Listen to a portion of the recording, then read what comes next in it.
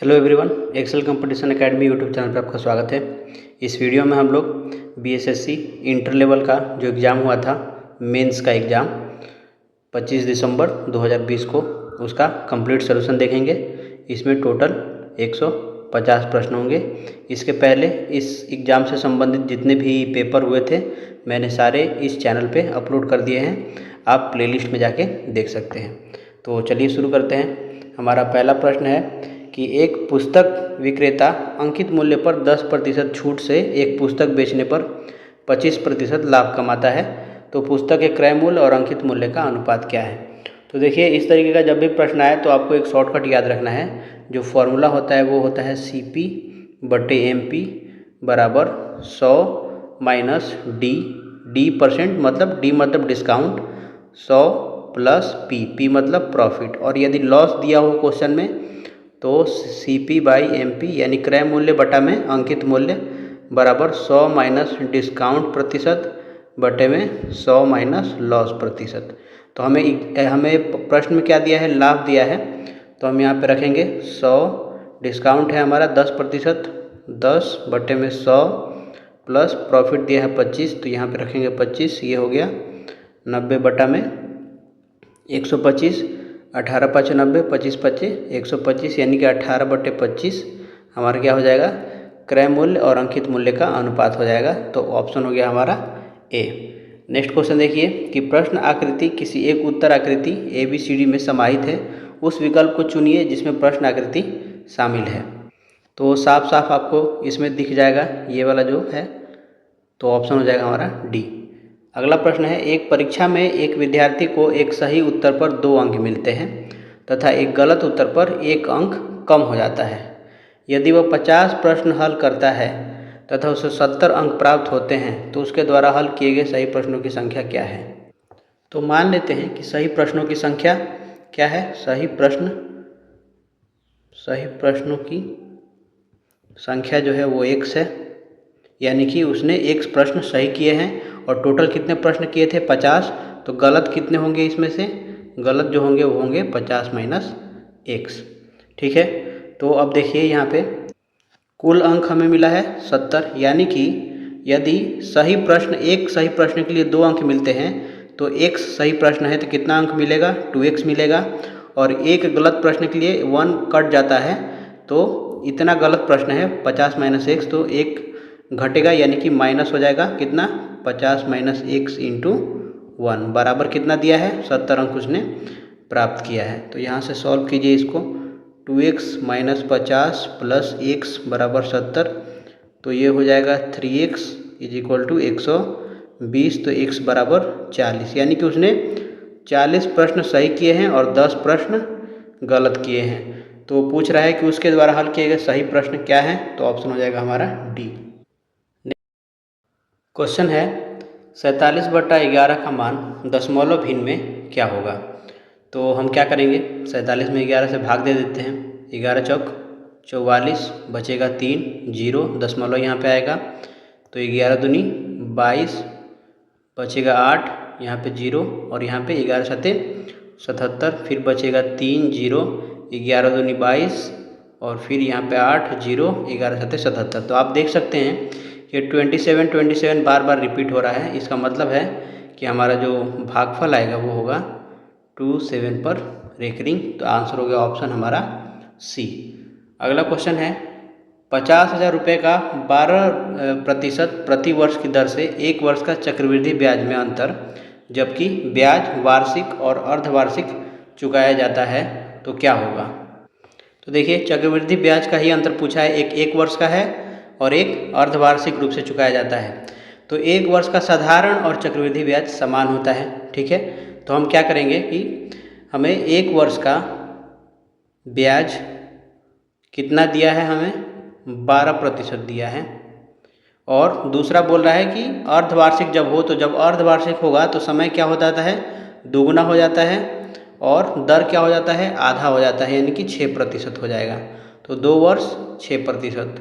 अब देखिए, तो 1 साल 6%, उसके अगले साल भी 6% लगेगा, यानी कि फॉर्मूला जो लगाएंगे हम समतुल्य दर के लिए, a + AB/100, यानी कि 6 + 6 6×6/100 यानी कि 12.36% हो गया ये अर्धवार्षिक रूप से जो ब्याज होगा। वार्षिक रूप से क्या है 12% है और ये 12.36% है। तो अंतर कितना होगा, अंतर हो जाएगा हमारा 12.36 माइनस 12 तो बचेगा 0.36%। और निकालना क्या है हमें किसका, 50,000 का। तो 50,000 गुने 0.36/100 होगा, 2 जीरो से 2 जीरो कैंसिल, तो 500 गुने 36/100 लिख देंगे दोबारा, दशमलव हटा के, 2 जीरो से 2 जीरो कैंसिल, 6 5 30, 5 3 15 3 18, 180। तो हमारा आंसर कितना हो जाएगा, ऑप्शन बी 180 रुपये। अगला प्रश्न है कि निम्नलिखित समीकरण को सही बनाने के लिए किन दो संख्याओं को आपस में परस्पर बदलना चाहिए। तो एग्जाम में जब भी इस तरीके का प्रश्न आए तो आप बारी बारी से करके चेक करेंगे, ठीक है। अभी मैं सीधा ऑप्शन सी पे जा रहा हूँ ताकि समय इसमें कम लगे। तो ये 8, 12 को हम क्या करेंगे 6 में बदल देंगे, भागा 9 गुने 6 को क्या बदलेंगे 12 में बदल देंगे, -4 बराबर 12 को 6 में भागा 6 को 12 में गुने 8 + 9 - 1। तो अब देखिए ये 8 हो गया प्लस 6/9 गुने 12 होगा -4, और ये है 6/12 गुने 8 + 9 - 1। तो 3 दूनी 6, 3 त्रिक 9, 3 चौके 12। तो ये कितना हो जाएगा 8 + 4 दूनी 8 -4 बराबर 6 दूनी 12, 2 चौके 8। तो 4 और 9 में से गया 8, तो ये कितना हो गया 8 4 12 यहाँ पे, और 8 8 16 में से 4 जाएगा तो 12, यानी LHS बराबर क्या हो गया RHS आ गया। इसका मतलब हमारा ऑप्शन क्या हो जाएगा, सी हो जाएगा। अगला प्रश्न देखिए, आरेख उन छात्रों का प्रतिनिधित्व करता है जो गायक, नर्तक और कवि हैं। आरेख का अध्ययन कीजिए और उस खंड की पहचान कीजिए जो उन छात्रों का प्रतिनिधित्व करता है जो कवि और गायक दोनों है लेकिन नर्तक नहीं है। तो कवि और गायक दोनों होने चाहिए, नर्तक नहीं होने चाहिए, यानी ये वाला पार्ट हमें शामिल नहीं करना है। तो क्या बचा, एकमात्र बचा टी। तो ऑप्शन क्या हो जाएगा हमारा, टी हो जाएगा, ऑप्शन बी। अगला प्रश्न देखिए, यूनेस्को सांस्कृतिक विश्व धरोहर स्थल हुमायूं के मकबरे का निर्माण किसके द्वारा कराया गया था। तो हुमायूं के मकबरे का निर्माण उनकी पहली पत्नी हमीदा बानो बेगम ने 1565 से लेकर के 1572 के बीच कराया था। तो ऑप्शन हो जाएगा हमारा ऑप्शन ए। इसके जो मुख्य वास्तुकार थे उनका नाम था मीरक मिर्ज़ा गियाथ। ये फारसी वास्तुकार थे और इसे ताजमहल का पूर्वगामी कहा जाता है, ये भी ध्यान रखना है। हुमायूं के मकबरे को ताजमहल का पूर्वगामी कहा जाता है और इसे 1993 में यूनेस्को में शामिल कर लिया गया है, विश्व धरोहर सूची में इसको शामिल कर लिया गया है। अगला प्रश्न देखिए, US ओपन 2020 किसने जीता। तो ये उस समय का करंट अफेयर्स है, इसका आंसर होगा ऑप्शन बी, डोमिनिक थिएम। अगला प्रश्न है, निम्न परिपथ में A एवं B के मध्य तुल्य प्रतिरोध क्या होगा। आप फिगर को यदि ध्यान दें तो पता चलेगा कि ये 2 ओम और ये 2 ओम का प्रतिरोध आपस में श्रेणी क्रम में जुड़े हुए हैं। कैसे, तो देखिए इसको अगर आप फिगर ऐसे बनाते हैं, ये ऐसे पहले से है हमारे पास और ये यहाँ पे ऐसे आ गया, ठीक है। ये A हो गया और यहाँ पे हमारा, यहाँ से हम क्या किए, हमने इस 2 ओम को और इस 2 ओम को श्रेणी क्रम में है तो इसको जोड़ के हमने यहाँ पे एक ऐसे बना लिया। ये हो गया हमारा 4 ओम, 2 ओम 2 मिल के 4 ओम, और ये 4 ओम पहले से यहाँ पे दिया हुआ है तो हमने 4 लिख लिया। ये 2 है तो यहाँ पे 2 लिख लिया, और ये 4 है तो यहाँ पे 4 लिख लिया, और ये हमारा बीच में ऐसे आ जाएगा बी। तो देखिए अब इस 4 को देखिए और इस 4 को देखिए, ये दोनों क्या हैं, अब समानांतर क्रम में हो गए हैं। और समानांतर क्रम में क्या होता है फॉर्मूला, 1/r इक्विवेलेंट बराबर 1/r1 + 1/r2। तो यहाँ पे दिया है 1/4 + 1/4, तो ये हो जाएगा 2/4 यानी कि 1/2। तो R इक्विवेलेंट यानी समतुल्य प्रतिरोध क्या हो जाएगा, 2 ओम हो जाएगा। किसके बीच, इसका और इसका, ठीक है। यानी अब ये दोनों मिलके 1 हो जाएगा। तो फिर से अगर फिगर हम बनाएंगे तो हमारा फिगर जो है कुछ ऐसा बनेगा, और ये मिलके क्या हो गया 4 4 2 हो गया, 4 4 मिलके 2 ओम हो गया क्योंकि समानांतर क्रम में था। ये 4 ओम है, ये ए है और ये हमारा बी है। अब देखिए इस 2 ओम को और इस 2 ओम को, ये दोनों क्या है, श्रेणी क्रम में है। तो श्रेणी क्रम में क्या होता है, सिंपल एडिशन हो जाता है, जुड़ जाता है। तो ये 2 और 2 मिलके कितना हो जाएगा, 4 हो जाएगा। तो हमारा कितना हो जाएगा, ये यहाँ पे पहले से 4 है, ये बी है, ये ए है और ये दोनों मिलके हमारा हो गया 4। तो 4 ओम 4 ओम। तो ए और बी देखिए, अब ये 4 ओम और ये 4 ओम समानांतर क्रम में है। तो समानांतर क्रम में अभी हमने निकाला 1/4 1/4 क्या हो जाएगा, 2 ओम हो जाएगा मिलके। यानी कि ए और बी के बीच कितना समतुल्य प्रतिरोध है, 2 ओम है। तो आंसर हो गया हमारा ऑप्शन सी। नेक्स्ट क्वेश्चन है, देश का पहला फ्रेट विलेज यानी माल भाड़ा गांव बनेगा कहाँ पे? तो इसका आंसर होगा ऑप्शन बी, वाराणसी में।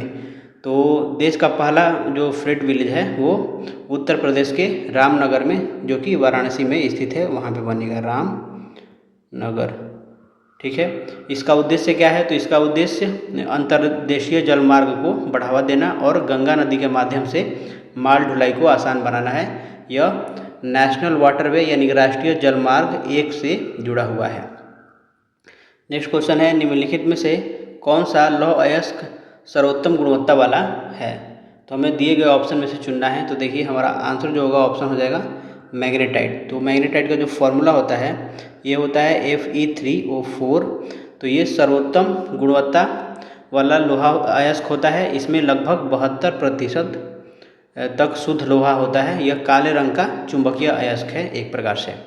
उसके बाद दूसरा रैंक पर आता है हेमेटाइट। यहाँ पे हेमेटाइट नहीं दिया हुआ है, हेमेटाइट का जो फॉर्मूला होता है वो होता है Fe2O3, यानी एक आयरन कम एक ऑक्सीजन कम इसमें से। देखिए तो इसमें 60 से 70% तक लोहा पाया जाता है और भारत में सबसे ज़्यादा यही पाया जाता है। ये लाल भूरा रंग का होता है हेमेटाइट।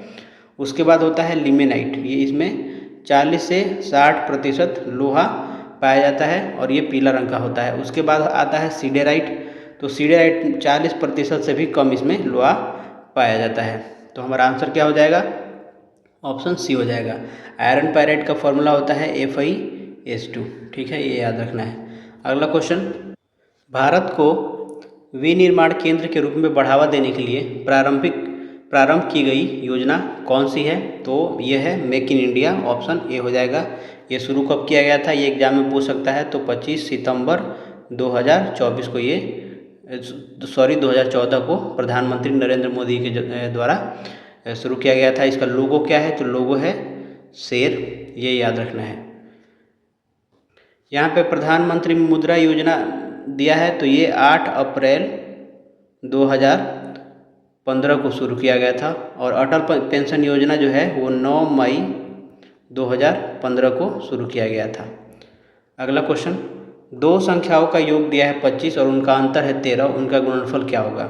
तो मान लेते हैं पहली संख्या है x और दूसरी संख्या है y, इनका योग दिया है 25 और उनका अंतर बोल रहा है 13। तो x - y बराबर दिया है हमें 13। तो यहाँ से हम निकाल लेते हैं y से y कैंसिल, ये 2x हो जाएगा। 5 3 8 2 1 3 38। तो x बराबर मिल गया हमें 19।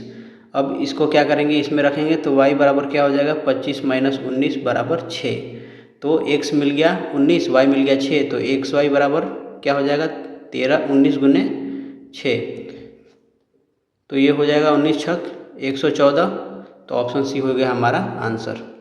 अगला प्रश्न है, निम्न में से कौन सा जीवाश्म ईंधन नहीं है? तो जो नहीं है हमें वो बताना है। तो कोयला, पेट्रोलियम और प्राकृतिक गैस, ये तीनों क्या है? कोयला, पेट्रोलियम, प्राकृतिक गैस, ये तीनों जीवाश्म ईंधन है क्योंकि ये लाखों वर्ष पहले दबे जीवों और वनस्पतियों के अवशेषों से बनते हैं। ये सीमित और अनवीकरणीय होते हैं। परमाणु ऊर्जा जो है यह यूरेनियम और थोरियम जैसे खनिजों के नाभिकीय विखंडन से प्राप्त होती है। इसे जीवाश्म ईंधन की श्रेणी में नहीं रखा जाता है। तो ऑप्शन हो जाएगा हमारा डी आंसर। अगला प्रश्न है, यदि 12 पेनों का क्रय मूल्य 8 पेनों के विक्रय मूल्य के बराबर है तो लाभ प्रतिशत क्या होगा?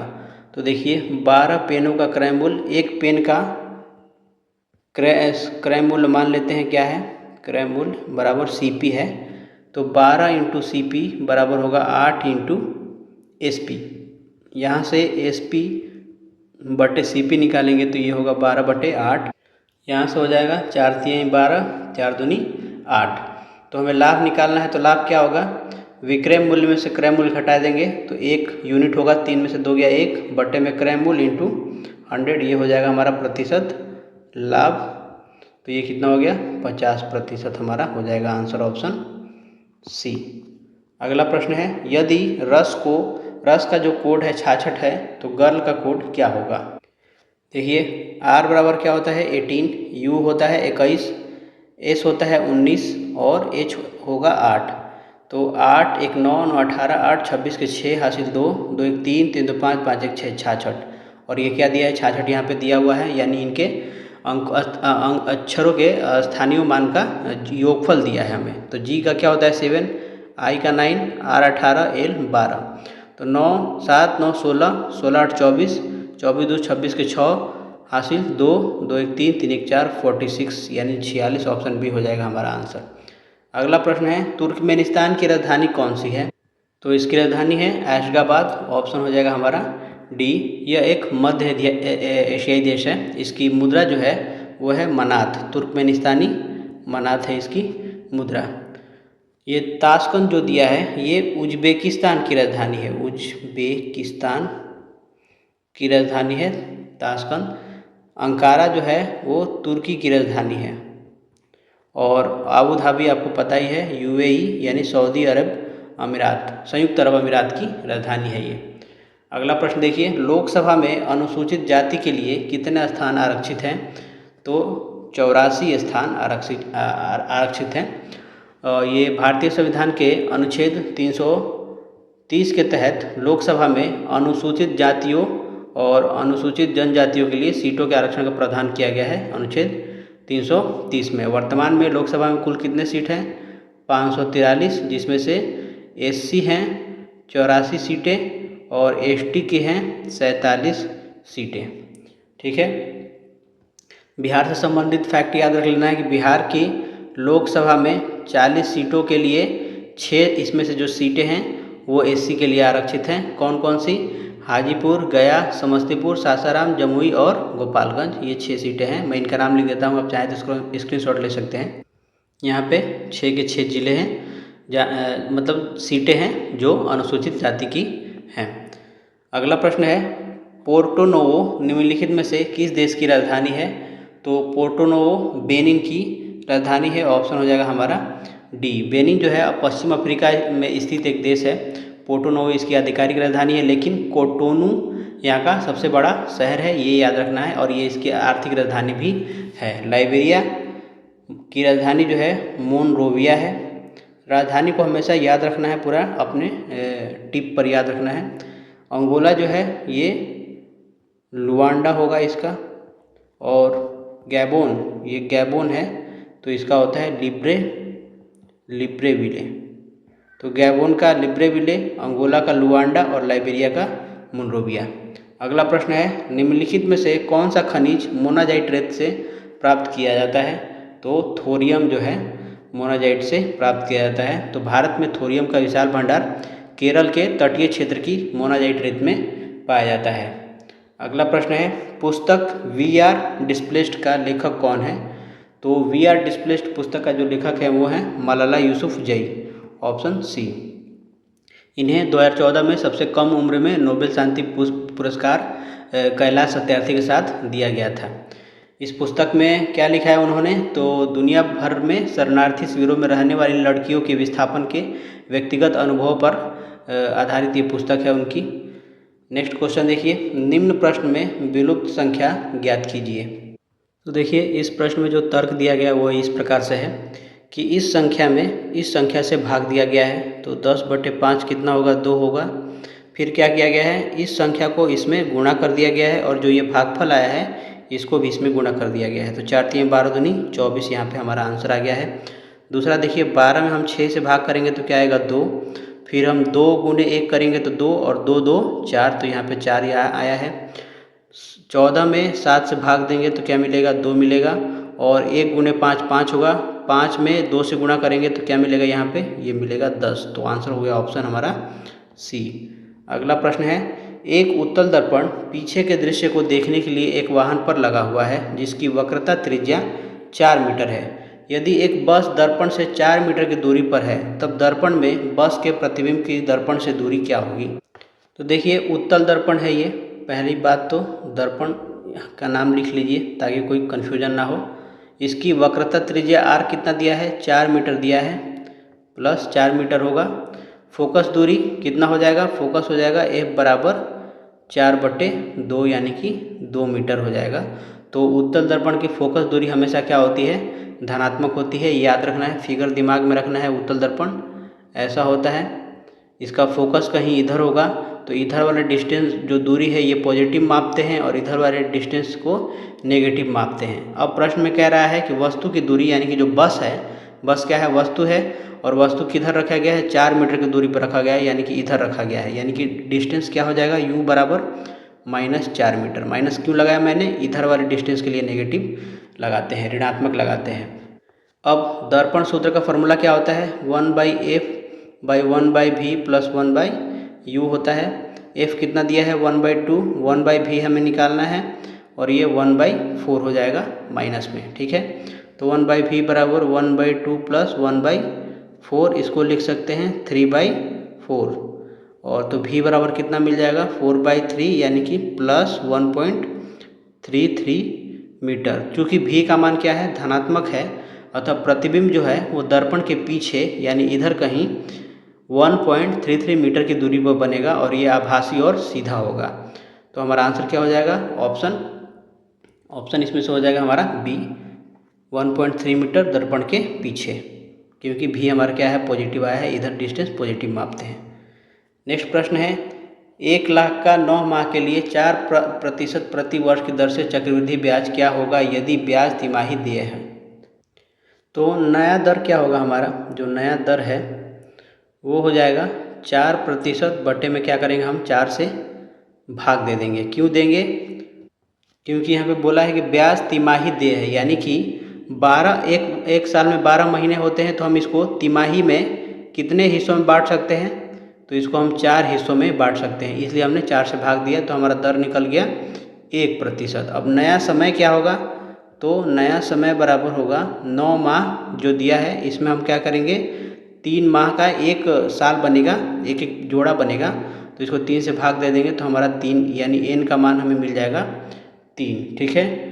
अब देखिए, यानी कि पहले साल 1% लगेगा, फिर उसके अगले साल 1%, तो हम इसको a मान लेंगे, इसको b, a प्लस b का फॉर्मूला लगा देंगे, a plus B into A B by क्या होता है 100, तो ये हो जाएगा 1 + 1 गुने 1/100, तो ये हो जाएगा 2 + 0.01, तो ये हो गया 2.01%। अब क्या करेंगे, इसको a मान लेंगे और इसको b मान लेंगे, तो a plus b plus A B by 100, तो a कितना है 2.01 है, b 1 है, प्लस 2.01 गुने 1/100, तो ये हो गया 3.01 प्लस 2 अंक के बाद दशमलव लगाएंगे, तो ये हो जाएगा 0.0201 हो जाएगा। अब क्या करेंगे, हम इसको जोड़ देंगे, तो 3.0100 कर दीजिए यहाँ पे और 0.0201, तो ये हो गया 10303। तो हमें कितना कुल जो मूल ब्याज के हिसाब से समतुल्य जो ब्याज दर हो जाएगा हमारा, वो हो जाएगा 3.0301%। अब हम क्या करेंगे, इस 1 लाख पे इसका हम परसेंटेज निकाल लेंगे, तो 1 लाख का 3.0301 बटे में 100, 2 जीरो से 2 जीरो कैंसिल, यहाँ पे 3 जीरो है और यहाँ पे इस 3 जीरो के बाद ये जो दशमलव है ये 3 जीरो पीछे चला जाएगा, यानी कि ये हो जाएगा 30301। तो हमारा आंसर क्या हो गया, ऑप्शन डी हो जाएगा आंसर। अगला प्रश्न है कि यदि पी क्यू प्लस आर बराबर 1 है तो P Q plus Q R plus R P बराबर 1/3 दिया है, तो पी क्यू आर का मान हमें बताना है। तो इसमें देखिए, एक तो इसमें आप वैल्यू पुटिंग यानी कि मान रख के आप पता कर सकते हैं। यदि आप p का मान 1/3, q का मान 1/3 और r का मान 1/3 रखेंगे, तो P plus Q plus R बराबर 1/3 प्लस 1/3 प्लस 1/3 बराबर 1 हो जाएगा। उसी तरीके से इसमें रखिए तो 1/9 PQ QR का हो जाएगा 1/9 और RP का 1/9, तो ये हो गया 3/9 यानी कि 1/3 जो कि इसके बराबर है। यानी कि हमारा जो मान होगा P का 1/3, Q का 1/3 और R का 1/3 होगा। तो P अनुपात Q अनुपात R कितना हो गया हमारा 1/3 अनुपात 1/3 अनुपात 1/3, तो 3 कैंसिल, तो 1:1:1 हो जाएगा। हमारा आंसर हो जाएगा ऑप्शन ए। अगला प्रश्न है, जापान का कौन सा बंदरगाह रेशम बंदरगाह के नाम से जाना जाता है? तो इसका आंसर होगा ऑप्शन डी, योकोहामा। तो 19वीं सदी के उत्तरार्ध में जापान के आधुनिकीकरण के दौरान योकोहामा बंदरगाह से कच्चे रेशम का बहुत बड़े पैमाने पर निर्यात दुनिया भर में किया जाता था, जिसके कारण इसे रेशम बंदरगाह कहा गया। अगला प्रश्न है, निम्नलिखित आकृति में कितने वर्ग हैं? तो सबसे पहले छोटे वाले को काउंट कीजिए, 1 2 3 4 5 6, टोटल 6 वर्ग हो गए। अब क्या करते हैं, इस बड़े वाले को देखिए, ये बड़ा वाला जो है ये एक मिल के हो गया हमारा 7, और ये जो एक ये यहाँ पे है ये मिल के हो गया हमारा 8। तो टोटल कितने वर्ग हो गए? 8 हो गए। ऑप्शन डी हो जाएगा हमारा आंसर।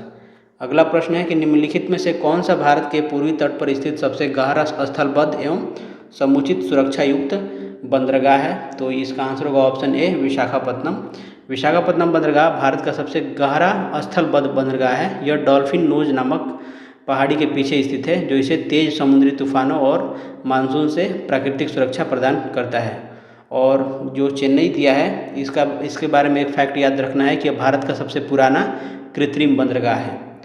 नेक्स्ट प्रश्न है, भारत की सबसे बड़ी खारे पानी की झील है? तो इसका आंसर होगा ऑप्शन ए, चिल्का झील। कहाँ पे है ये? उड़ीसा में है। यह भारत की सबसे बड़ी तटीय खारे पानी की झील है, लगून बोलते हैं इसको। यह भारत की पहली रामसर साइट है, 1981 में घोषित किया गया था पहली रामसर साइट। ये कहाँ पे है?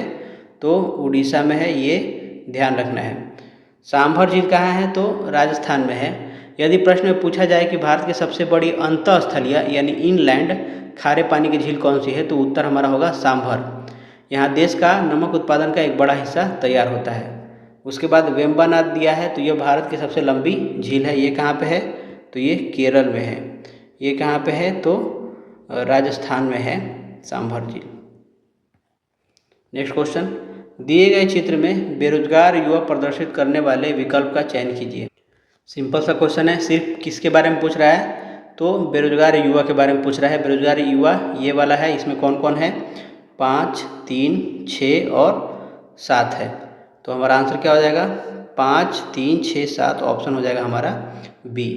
अगला प्रश्न है कि संख्या इसमें 8 के स्थानीय मानों में अंतर क्या होगा? तो देखिए इसमें 2 8 है, एक ये है और एक ये है। इन दोनों के स्थानीय मान में हमें अंतर बताना है। तो ये वाला जो 8 है इसका स्थानीय मान क्या होगा? ये होगा 80। इसके आगे जितने अंक होते हैं उसको हटा के 0 लगा देते हैं। और इसके वाले में क्या होगा? तो ये 8 और इसमें कितना 0 होगा? 1 2 3 4, तो 1 2 3 4। तो 80,000 में से 80 घटा देंगे तो हमें कितना मिलेगा? 79,920 मिलेगा। आंसर हो जाएगा ऑप्शन डी। नेक्स्ट प्रश्न है, निम्नलिखित में से किस मुगल शासक ने इस निंदा को दंडनीय अपराध घोषित किया? तो इसका आंसर होगा ऑप्शन डी, शाहजहां। तो शाहजहां ने अपने शासनकाल में इस्लामी कानूनों को कड़ाई से लागू करने का प्रयास किया और इस निंदा को एक गंभीर दंडनीय अपराध घोषित किया था। इसने सिजदा तथा पैबोस जिसे जो कि अकबर और बलबन के समय से चला आ रहा था, इसको पूरी तरीके से क्या कर दिया? समाप्त कर दिया और उसकी जगह पर चहार तस्लीम प्रथा शुरू की थी। ये ध्यान रखना है, उसकी जगह पे चहार तस्लीम प्रथा शुरू की थी और इलाही संवत के स्थान पर पुनः हिजरी संवत का प्रचलन इसने शुरू करवाया था। अगला प्रश्न है, श्रृंखला को पूर्ण कीजिए। यहाँ पे ये क्वेश्चन मार्क है, एक्चुअल में क्वेश्चन मार्क है। ये हमें इसी का मान हमें निकालना है।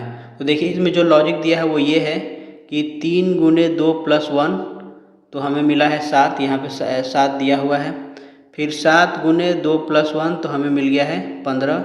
फिर 15 गुने 2 + 1 होना चाहिए, तो ये मिल जाएगा 31। यहाँ पे 31 होना चाहिए। क्या ये इसको सेटिस्फाई कर रहा है कि नहीं, ये भी देख लेते हैं। तो 31 गुने 2 + 1 तो ये 63 आएगा। तो 63 बिल्कुल ये सही है। 63 गुने 2 + 1 63 दूनी 126 1 127, तो ये भी सही है। तो हमारा आंसर क्या हो जाएगा? 31 हो जाएगा, ऑप्शन डी। अगला प्रश्न है, दिए गए विकल्पों में से एक शब्द का चयन कीजिए तो दिए गए शब्दों के समान है, जैसे कि चांदी, सोना, लोहा और पीतल।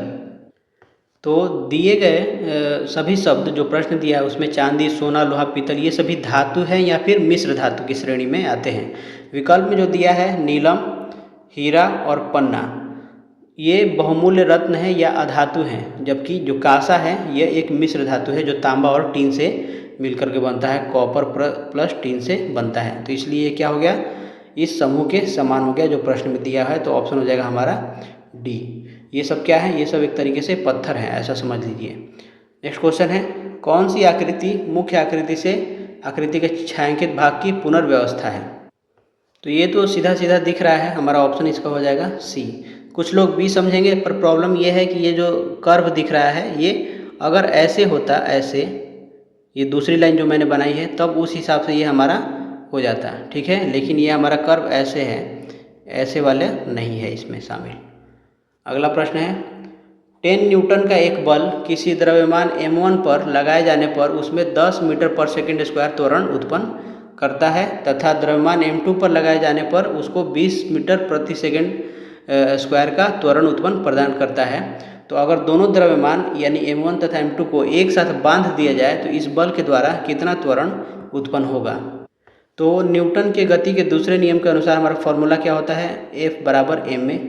यहाँ पे पहला द्रव्यमान क्या दिया है? m1 दिया है, और बल क्या दिया है? 10 न्यूटन। तो 10 बराबर m1 इंटू ए क्या है? त्वरण है, त्वरण यहाँ पे दिया है 10 मीटर पर सेकंड स्क्वायर, तो 10 से भाग दे देंगे तो m1 बराबर क्या मिलेगा? 10/10 यानी कि 1 kg हो जाएगा हमारा। फिर दूसरा फार्मूला लगाते हैं, मतलब सेम फार्मूला लगाते हैं दूसरे मास के लिए। द्रव्यमान जो दिया है m2 दिया है, तो और न्यूटन जो है बल है हमारा सेम है, तो F बराबर ma, तो ये 10 हो गया, ये m2 हो जाएगा, और एक्सेलरेशन यानी त्वरण कितना दिया है? 20 मीटर पर सेकंड स्क्वायर है, तो 20 यहाँ पे लिख देंगे। तो m2 बराबर कितना हो जाएगा? 10/20 यानी कि 0.5 kg। अब कह रहा है कि अब दोनों को एक साथ बांध दिया गया है, तो m1 प्लस m2 क्या हो जाएगा? 1 प्लस 0.5 यानी कि 1.5 kg हो जाएगा।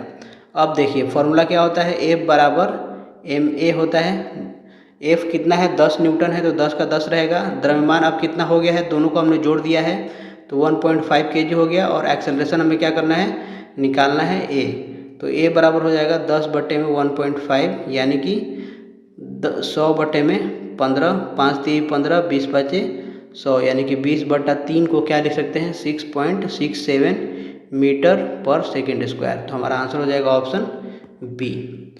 अगला प्रश्न है, पारदर्शी पत्र को बिंदुकित रेखा के अनुदिश मोड़ने पर जो पैटर्न दृष्टिगत होगा उसे 4 विकल्पों में से ज्ञात कीजिए। तो देखिए जब इसको इसके अनुसार इधर मोड़ेंगे तो ये वाला जो छोर है इधर घूम जाएगा ऐसे, और ये ऐसे बन जाएगा, जो कि ऑप्शन बी में हमारा क्लियरली दिया हुआ है। एक ऐसे बना है और दूसरा ऐसे बना है। नेक्स्ट क्वेश्चन है, जैन धर्म के 23वें तीर्थंकर कौन थे? तो इसका आंसर होगा ऑप्शन डी, पार्श्वनाथ। ये काशी के इक्ष्वाकु वंशीय राजा अश्वसेन के पुत्र थे। इनके पिता का नाम क्या था? अश्वसेन थे, और इनका प्रतीक चिन्ह क्या था? तो सर्प था, ये याद रखना है। इन्होंने 4 महाव्रत दिए थे। कौन कौन से? सत्य, अहिंसा, अस्तेय और अपरिग्रह। ठीक है, हमेशा एग्जाम में 3 पूछ देता है। पहला संस्थापक कौन थे? तो ऋषभदेव थे, ये हो गए हमारा पहला। इनका प्रतीक क्या था? तो बैल था। ठीक है, दूसरा नहीं 22वां पूछता है कभी कभी, तो अरिष्टनेमी उसका है, अरिष्टनेमी, ये जो है 22वें हैं। इनका प्रतीक शंख है, और इनका उल्लेख जो है ऋग्वेद में मिलता है। 24वें कौन है? तो महावीर स्वामी, और इन्होंने 5वां महाव्रत ब्रह्मचर्य जोड़ा था बाकी चारों में। अगला प्रश्न है, सक्रियता श्रेणी में धातुओं की क्रियाशीलता का घटा हुआ सही क्रम क्या है?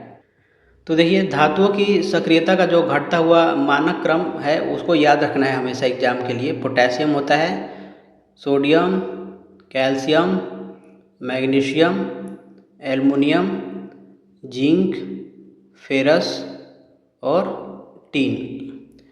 उसके बाद टीन के बाद अब लिख सकते हैं पीबी होता है, पीबी के बाद कॉपर, कॉपर के बाद होता है मरकरी, मरकरी के बाद सिल्वर, सिल्वर के बाद औरम यानी कि सोना।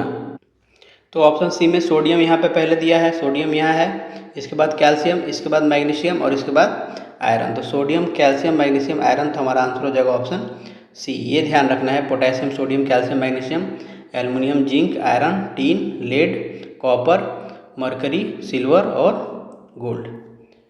अगला है प्रश्न कि निम्नलिखित में से किसे 2020 का राजीव गांधी खेल रत्न पुरस्कार कुश्ती के लिए दिया गया? तो इसका आंसर होगा option B, Vinesh Phogat. Next question है 65 छात्रों की एक कक्षा में 39 लड़कियां हैं। इन लड़कियों का औसत वजन 60 किलोग्राम है और संपूर्ण का औसत वजन 64 किलोग्राम है। तो कक्षा में लड़कों का औसत वजन कितना है? देखिए कुल छात्र कितना है? 65 है। इसमें से लड़कियां कितनी है? 39। तो लड़के कितने हो जाएंगे? 26। तो बॉयज हमें मिल गए 26। अब प्रश्न कह रहा है कि जो लड़कियों का औसत वजन 60 है और संपूर्ण का औसत वजन 64 है, तो लड़कों का औसत वजन कितना होगा? तो सबसे पहले हम लोग क्या करते हैं कि ये लड़की और लड़कों का अनुपात निकाल लेते हैं। ये अनुपात कितना होगा? 13 तिया 39, 13 दूनी 26। अब देखिए जो मिश्रण का नियम है उस हिसाब से हम क्या करेंगे, यहाँ पे हम लिख लेंगे संपूर्ण औसत, संपूर्ण का औसत वजन 64 है। उसके बाद लड़कियों का दिया है 60 और लड़कों का दिया है x मान लेते हैं, नहीं दिया हमें निकालना है, यहाँ पे प्रश्न में पूछा है। और इनका जो अनुपात दिया है 3:2 दिया है। ठीक है, तो हम क्या करेंगे 64 में 60 को घटाएंगे और इसमें x में से 64 को घटाएंगे, x माइनस 64। तो हमें क्या मिलेगा? 2/3 मिलना चाहिए। ठीक है, तो ये ऊपर क्या बचेगा? 4 बटे में x माइनस 64 बराबर 2/3। तो ये हो गया 12, 2x माइनस 128। तो 2x बराबर 128 में 12 जोड़ेंगे तो 140। तो x बराबर 70 kg हमारा हो जाएगा आंसर ऑप्शन बी। एलिगेशन से बहुत ही आसानी से क्वेश्चंस बन जाते हैं, ये ध्यान रखना है। अगला प्रश्न देखिए, निम्नलिखित में से कौन सा एक मृत ज्वालामुखी है? तो इसका आंसर होगा ऑप्शन सी, माउंट पोपा। तो माउंट पोपा कहाँ पे है? तो ये म्यांमार में स्थित है, म्यांमार यानी बर्मा में स्थित एक शांत या मृत ज्वालामुखी है। माउंट एटना जो है यह इटली के सिसिली द्वीप पर स्थित एक सक्रिय ज्वालामुखी है। कहाँ पे है ये? सिसिली द्वीप पर स्थित है ये। उसके बाद जो स्ट्रोम्बली है इसे भूमध्य सागर का प्रकाश स्तंभ कहा जाता है। यह भी इटली में एक सक्रिय ज्वालामुखी है। ठीक है, कहाँ है? इटली में है। माउंट फ्यूजियामा यहाँ पे दिया हुआ है, तो ये जापान का एक डोरमेंट यानी प्रसुप्त है, जापान का है ये। और ये क्या कैसी परिस्थिति में है? प्रसुप्ता अवस्था में है ये, प्रसुप्त या सुसुप्त बोलते हैं इसको, यानी कि ना ये अभी एक्टिव है और ना ही ये मृत है, उसके बीच का है ये। अगला प्रश्न है, निम्नलिखित में से कौन पंचायतों की वित्तीय स्थिति का पुनर्विलोकन करने के लिए वित्त आयोग का गठन कर सकता है? तो भारतीय संविधान का अनुच्छेद 243 आई मतलब यहाँ पे झ, हिंदी में झ होगा, झ के तहत राज्य का राज्यपाल प्रत्येक 5 वर्ष की समाप्ति पर पंचायतों की वित्तीय स्थिति की समीक्षा के लिए राज्य वित्त आयोग का गठन करता है। तो ऑप्शन हो जाएगा हमारा डी, संबंधित राज्य का राज्यपाल। अगला प्रश्न है, कोरोना रोग का पहला केस भारत के किस राज्य में मिला था? तो ये मिला था केरल में, ऑप्शन सी हो जाएगा। नेक्स्ट क्वेश्चन है, एक छात्र ने जितने प्रश्न सही किए उससे 2 गुना उसने गलत किए। यदि उसने कुल 48 प्रश्न किए हों तो बताइए सही प्रश्न कितने किए? तो मान लेते हैं कि सही प्रश्न उसने x किए, तो गलत कितने करेंगे? गलत बोल रहा है प्रश्न में कि उसने 2 गुना करेगा गलत, यानी 2x गलत कर दिया। टोटल प्रश्न उसने कितने किए? 3x, और हमें प्रश्न दिया है 48 क्वेश्चन में, तो x बराबर कितना मिल जाएगा? 16। हमें निकालना क्या था? सही कितने किए? तो सही 16 किए, तो आंसर हो गया ऑप्शन डी। अगला प्रश्न है, किस संस्था ने 2020 का नोबेल शांति पुरस्कार जीता है? तो ये संस्था के बारे में पूछ रहा है, ऑप्शन हो जाएगा हमारा डी, विश्व खाद्य programme, WFP world food programme. अगला प्रश्न है, यदि एक कूट भाषा में इंडिया को 37 लिखा जाता है और जापान को कैसे लिखा जाएगा तब? तो देखिए इंडिया को जो इनके अक्षर है उसके स्थानीय मान को लिखते हैं I9N14D4 I9A1। तो 9 4 13 4 17 17 1 18 18 9 27 के साथ हासिल 2 2 1 3 तो 37, ये 37 यहाँ पे लिखा हुआ है। तो जापान का भी सेम करेंगे, J10 A1 P16 A1 N14 हो जाएगा। 6 1 6 1 7 7 1 8 8 4 12 के 2 हासिल 1 2 3 4 तो हमारे कितना मिल गया 42। तो ऑप्शन हो जाएगा हमारा सी। अगला प्रश्न है कि यदि एक कूट भाषा में डार्क को 17 लिखा जाता है तो उसी कूट भाषा में सॉफ्ट को कैसे लिखा जाएगा। तो डी का क्या होगा 4, ए का 1, R 18 के 11। तो 4 1 5 5 8 13 13 1 14 के 4 हासिल 1 1 1 2 1 3 तो 34 34 में 2 से अगर हम भाग देंगे तो हमें मिलेगा 17 17 यहाँ पे दिया हुआ है। तो सॉफ्ट में भी वही करके देखते हैं, एस 19 ओ 15 F 6 T20। तो 9 5 14 14 6 20 के 0 हासिल 2 2 2 4 4 1 5 5 1 6 60 60 में 2 से भाग देंगे तो क्या मिलेगा 30। तो ऑप्शन में हमें 30 दिया है ऑलरेडी, तो ऑप्शन बी हो जाएगा हमारा राइट आंसर। अगला प्रश्न है कि डाइक्लोरो वॉस साइपरमेथ्रिन और कार्बन डाइजीन निम्न में से किस प्रकार की दवा है। तो ये तीनों कीटनाशक है, ऑप्शन डी हो जाएगा, पेस्टिसाइड जिसको बोलते हैं। क्वेश्चन है यदि प्लस का अर्थ भागा, यहाँ पे लिख लेते हैं, प्लस का अर्थ है भाग, माइनस का अर्थ है गुणा, फिर गुणे का अर्थ है प्लस और भाग का अर्थ है माइनस। तो निम्नलिखित में से कौन सा समीकरण सही होगा। हम सीधे ऑप्शन सी पे चलते हैं। आप एग्जाम में 1 बाई 1 करके चेक करेंगे ऊपर से या फिर सीधे नीचे से। तो देखिए 80 प्लस को भाग कर देना है 20, भागा को कर देना है -5, गुणे को प्लस में 10 और माइनस को बदल देना है गुणे में, तो ये हो गया 4। तो 80 में 20 से भाग देंगे 4 -5 प्लस 10 चौके 40, तो ये हो गया -1 प्लस 40, तो हमें बचेगा 39। तो ऑप्शन ये 39 यहाँ पे दिया हुआ है, तो ऑप्शन सी हमारा राइट आंसर हो जाएगा। अगला प्रश्न है कि निम्नलिखित श्रेणी में अगली संख्या क्या होगी। तो ये जो श्रेणी दिया हुआ है ये 3 श्रेणियाँ इसमें मिक्स है। देखिए पहला पद 11 4 15 15 4 19 है। फिर इसको देखिए 13 13 4 17, तो 17 4 यहाँ पे क्या आएगा 21 आएगा, हमारा आंसर हो जाएगा। तीसरा श्रेणी है 20 20 और 20 ही रहेगा यहाँ पे, ठीक है। तो ऑप्शन हो गया हमारा सी 21, ये इससे मिला है 13 4 17 17 4 21 से। अगला प्रश्न देखिए निम्नलिखित में से कौन सी सबसे बड़ी भिन्न है। तो सबसे बड़ी भिन्न के लिए हम क्या करेंगे, तो सभी भिन्नों के अंश और हर का अंतर देखेंगे जो कि समान है। तो देखिए 8 में से 7 गया, इसका अंतर 1 है। 4 में से 3 1, 5 6 में से 5 गया 1, 7 में से 6 गया 1। तो जब सभी भिन्नों के अंश और हर का अंतर समान होता है तो जिस भिन्न का अंश सबसे बड़ा होता है वह भिन्न सबसे बड़ी होती है। तो जिसका अंश सबसे छोटा होता है वो सबसे छोटी होती है। तो यहाँ पे सबसे बड़ा अंश कौन है 7 है, तो ऑप्शन हमारा हो जाएगा सबसे बड़ी भिन्न 7/8। यदि सबसे छोटा पूछता तो 3/4 हमारा आंसर हो जाता है। यदि आपको ये नियम नहीं पता है तो आप सीधा भाग दे के मान लिख लीजिए और उसके हिसाब से सजा लीजिए। अगला प्रश्न है यदि x = 2 y = 3 तो x का पावर y का मान क्या होगा। तो x का मान 2 है, y का पावर 3 है, तो 2 का पावर 3 कितना होता है 8 होता है। ऑप्शन हमारा हो जाएगा सी। अगला प्रश्न है 17 से 84 के बीच ऐसी कितनी प्राकृतिक संख्याएं हैं जो 6 से पूर्णतः विभाजित हैं। तो 17 से 84 के बीच पूछ रहा है, तो यानी 30 जो 6 से पूर्णतः विभाजित होगी वो होगी पहली संख्या 18, फिर 18 6 24 और ऐसे ही करके 78 तक जाएंगे। तो 13 6 78 होता है। हमने 84 क्यों नहीं लिया है, 84 भी 6 से कटता है। यहाँ पे बोला है बीच, यानी 17 से 84 के बीच में, यानी 17 को नहीं लेना है और 84 को भी नहीं लेना है, तो हमें इसके बीच का संख्या लेना है। तो 18 से 78 तक हमने लिख लिया। प्रथम पद हो गया 18, यहाँ पे सार्वअंतर कितना हो गया 6 और अंतिम पद दे दिया है हमें 78। तो फॉर्मूला होता है an = a + n - 1 × d। an दिया है 78, a है 18 प्लस n - 1 × 6। तो 78 में से 18 जाएगा तो कितना बचेगा 60, 60 = n - 1 × 6, 6 दहा में 60, तो n बराबर क्या हो जाएगा 10 + 1 यानी कि 11।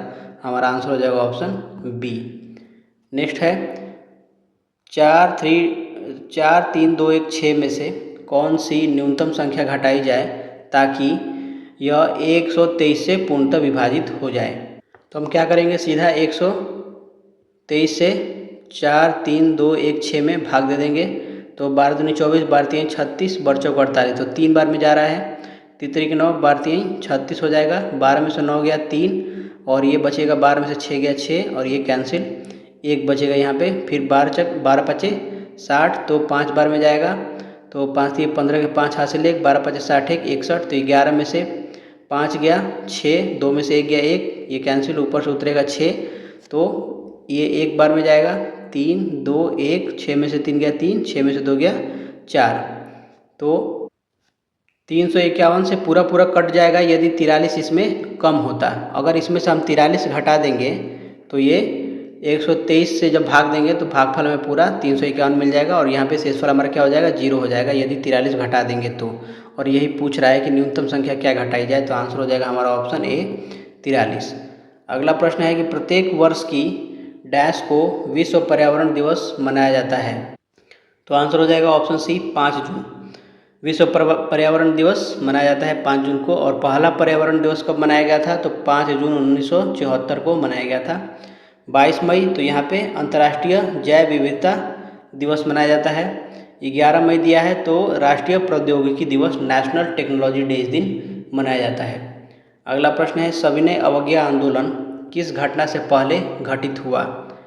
तो देखिए, पूर्ण स्वराज की घोषणा कब हुई थी, तो दिसंबर 1929 में हुई थी। कहाँ पे, लाहौर अधिवेशन में। ठीक है। दांडी मार्च 12 मार्च 1930 से लेकर के 6 अप्रैल 1930 तक चला था, और इसी के साथ सविनय अवज्ञा आंदोलन की शुरुआत हुई थी। गांधी इरविन समझौता ये 5 मार्च 1931 को, इस समझौते के बाद सविनय अवज्ञा आंदोलन को स्थगित कर दिया गया था। और क्रिप्स मिशन की असफलता, यानी क्रिप्स मिशन लाया कब गया था, तो 1942 को। तो पूछ रहा है कि सविनय अवज्ञा आंदोलन किस घटना से पहले घटित हुआ। तो पहले तो दांडी मार्च हुआ, पूर्ण स्वराज की घोषणा हुई 1929 में, 1931 में गांधी इरविन समझौता हुआ इसके जस्ट बाद, तो ऑप्शन हो जाएगा सी। हालांकि डी भी मार सकते हैं क्योंकि ये तो 1942 में आया था ना, तो इसके पहले ही सविनय अवज्ञा आंदोलन घटित हो चुका था। हालांकि कमीशन ने ऑप्शन सी को ही सही माना है, तो हम सी को यहाँ पे टिक करेंगे। अगला प्रश्न है बर्मा किस वर्ष ब्रिटिश आधिपत्य से मुक्त हुआ। बर्मा है ये, तो हमारा ये जो कि म्यांमार को पहले बोला जाता था, तो ये 4 जनवरी 1948 को मुक्त हुआ। 4 जनवरी 1948 को ब्रिटिश शासन से पूर्णतः स्वतंत्रता इसको मिली थी। अगला प्रश्न है कि उत्तर आकृतियों में से एक आकृति का चयन कीजिए जो श्रृंखला को पूरा करेगी। प्रश्न आकृति दिया हुआ है और उत्तर आकृति हमें चुनना है। तो देखिए, अभी इसके बीच का एंगल कितना है, 90 डिग्री है। इसके बीच का एंगल लगभग 135 डिग्री है, मतलब ज़्यादा ही अधिक कोण है, बस ये ध्यान रखना है। ये इन दोनों के बीच का एंगल कितना है, 180 डिग्री है। फिर ये घटा है, फिर से 135 हो गया है, तो फिर से घट के कितना हो जाना चाहिए, 90 होना चाहिए। तो हमारा आंसर क्या हो जाएगा, ऑप्शन सी हो जाएगा। क्यों, क्योंकि ये वाला दिशा क्या है, पलट रहा है हमेशा, आप देखेंगे तो ये वाला ऐसे बनेगा क्योंकि ऑलरेडी एक ऐसा हमारे पास है, तो ऑप्शन हो जाएगा सी। दूसरा तरीका है कि एरो को आप घुमा करके, एक एरो को फिक्स करके दूसरे को घुमाएंगे तो आपको पता चल जाएगा। क्वेश्चन है सही विकल्प चुनिए। तो इसमें जो लॉजिक दिया है वो ये है कि 3 गुने 2 प्लस 1 कितना होगा, 7 होगा। 7 गुने 3 प्लस 2 ये कितना होगा, 23 होगा। 23 गुने 4 प्लस 3 बराबर हो जाएगा 95। 23 चौके 92, 3 95। तो अब क्या करेंगे, 95 गुने ये 2 है, ये 3 है, ये 4 है, तो यहाँ पे 5 आएगा। ये 1 है, ये 2 है, ये 3 है, तो यहाँ पे 4 आएगा। तो 50 25, 4 29 के 9 हासिल 2, और 9 5 45, 2 47, तो 479 हमारा आंसर हो जाएगा ऑप्शन डी। अगला प्रश्न है कि निम्नलिखित में से किस टीम ने IPL मुकाबला 2019 जीता है। तो ये है मुंबई इंडियंस, ऑप्शन बी हो जाएगा। मुंबई इंडियंस ने फाइनल में मुकाबले में चेन्नई सुपर किंग्स को 1 रन से हरा करके चौथी बार IPL का खिताब जीता था। अगला प्रश्न है क्रिकेट कैप्टेंसी एंड कंट्रोवर्सी नामक पुस्तक के जीवन की घटनाओं पर आधारित है। किसके जीवन पे आधारित है ये? तो अजहरुद्दीन पे। तो ऑप्शन हो गया सी। और इसके संबंधित कुछ फैक्ट याद रखना है कि सौरभ गांगुली ने जो पुस्तक का नाम लिखा है वो है a century is not enough. ठीक है। कपिल देव ने एक किताब लिखा है, उसका नाम है straight from the heart. Straight from the heart. और सचिन तेंदुलकर के यहाँ पे नहीं है, उनका पुस्तक का नाम है प्लेइंग इट माई वे। अगला प्रश्न है, तो ये देखिए 36 जो है वो 6 का स्क्वायर है और ये जो 49 है ये 7 का स्क्वायर प्लस 1 है। उसी तरीके से 49 को हम लिखेंगे 7 का स्क्वायर है, तो ये 6 से जब 7 हुआ है तो ये 7 से कितना होना चाहिए? 8 होना चाहिए। 8 का स्क्वायर प्लस 1, ये 7 का स्क्वायर प्लस 1 था तो ये 8 का स्क्वायर प्लस 1 होना चाहिए, यानी कि 64 एक 65। तो हमारा आंसर हो जाएगा ऑप्शन डी। अगला प्रश्न है कि उत्तर आकृतियों में से कौन सी आकृति मुख्य आकृति की पूरी तरीके से जल प्रतिबिंब है? तो देखिए ये तो पूरा सीधा है, ये तो होगा नहीं। फिर ये ए से शुरू है, आई से शुरू होना चाहिए, ये भी नहीं होगा। बचा ये और ये, इसमें एन क्या है? सीधा है, इसमें एन सीधा नहीं है, तो यही हमारा क्या हो जाएगा? जल प्रतिबिंब, ऑप्शन सी हो जाएगा। अगला प्रश्न देखिए, 30 से 50 के बीच अभाज्य संख्याओं की संख्या क्या है? तो 30 से 50 के बीच कौन कौन सी अभाज्य संख्याएं लिख लेते हैं। 31 है, 37 है, 41, 43 और 47। तो कुल कितना है? 3, 2, 5। तो ऑप्शन हो गया हमारा बी। नेक्स्ट क्वेश्चन है कि नाथपा झाखड़ी परियोजना निम्नलिखित में से किस नदी पर अवस्थित है? तो नाथपा झाखड़ी जो परियोजना है वो सतलज नदी पर अवस्थित है। ये हिमाचल प्रदेश में स्थित परियोजना है। और झेलम नदी पर जो परियोजना है उड़ी परियोजना और तुलबुल परियोजना है, जो कि जम्मू कश्मीर में है। ब्यास नदी पर पोंग बांध परियोजना है और रावी नदी पर थीन बांध परियोजना है। रणजीत सागर बांध भी बोला जाता है, तो ये याद रखना है। रावी का है थीन, ब्यास का है पोंग बांध, झेलम का उरी और तुलबुल, उरी प्लस तुलबुल। नेक्स्ट प्रश्न है, यदि प्लस का मतलब भाग है, गुणे माइनस का मतलब गुणा है और भाग का मतलब प्लस है और गुणे का मतलब माइनस है, तो इसका मान हमें बताना है। तो 30 भागा का मतलब क्या दिया है? प्लस दिया है, तो प्लस 12। गुणे का मतलब क्या है? तो गुणे का मतलब माइनस है, तो -4। प्लस का मतलब क्या है? तो प्लस का मतलब भाग है, तो भाग 8। और माइनस का मतलब यहाँ पे दिया है गुणा, तो ये हो जाएगा गुणा 6। तो 30 में 12 जुड़ेंगे तो 42 माइनस 4/8 गुणे 6 हो जाएगा। 4 एकम 4, 4 दूनी 8, 2 तिहाई 6। तो 42 में से 3 घटाएंगे तो हमें मिलेगा 39। ऑप्शन हो गया हमारा ए। अगला प्रश्न है कि जल, सल्फ्यूरिक अम्ल, कांच व कार्बन डाइसल्फाइड के अपवर्तनांक हमें दिया है इतना। तो प्रकाश की गति न्यूनतम किसमें होगी? तो देखिए नियम ये है कि किसी माध्यम का अपवर्तनांक और उस माध्यम में प्रकाश की गति एक दूसरे के व्युत्क्रमानुपाती होती हैं। तो जो अपवर्तनांक होता है म्यू, उसका जो फॉर्मूला होता है प्रकाश की गति निर्वात में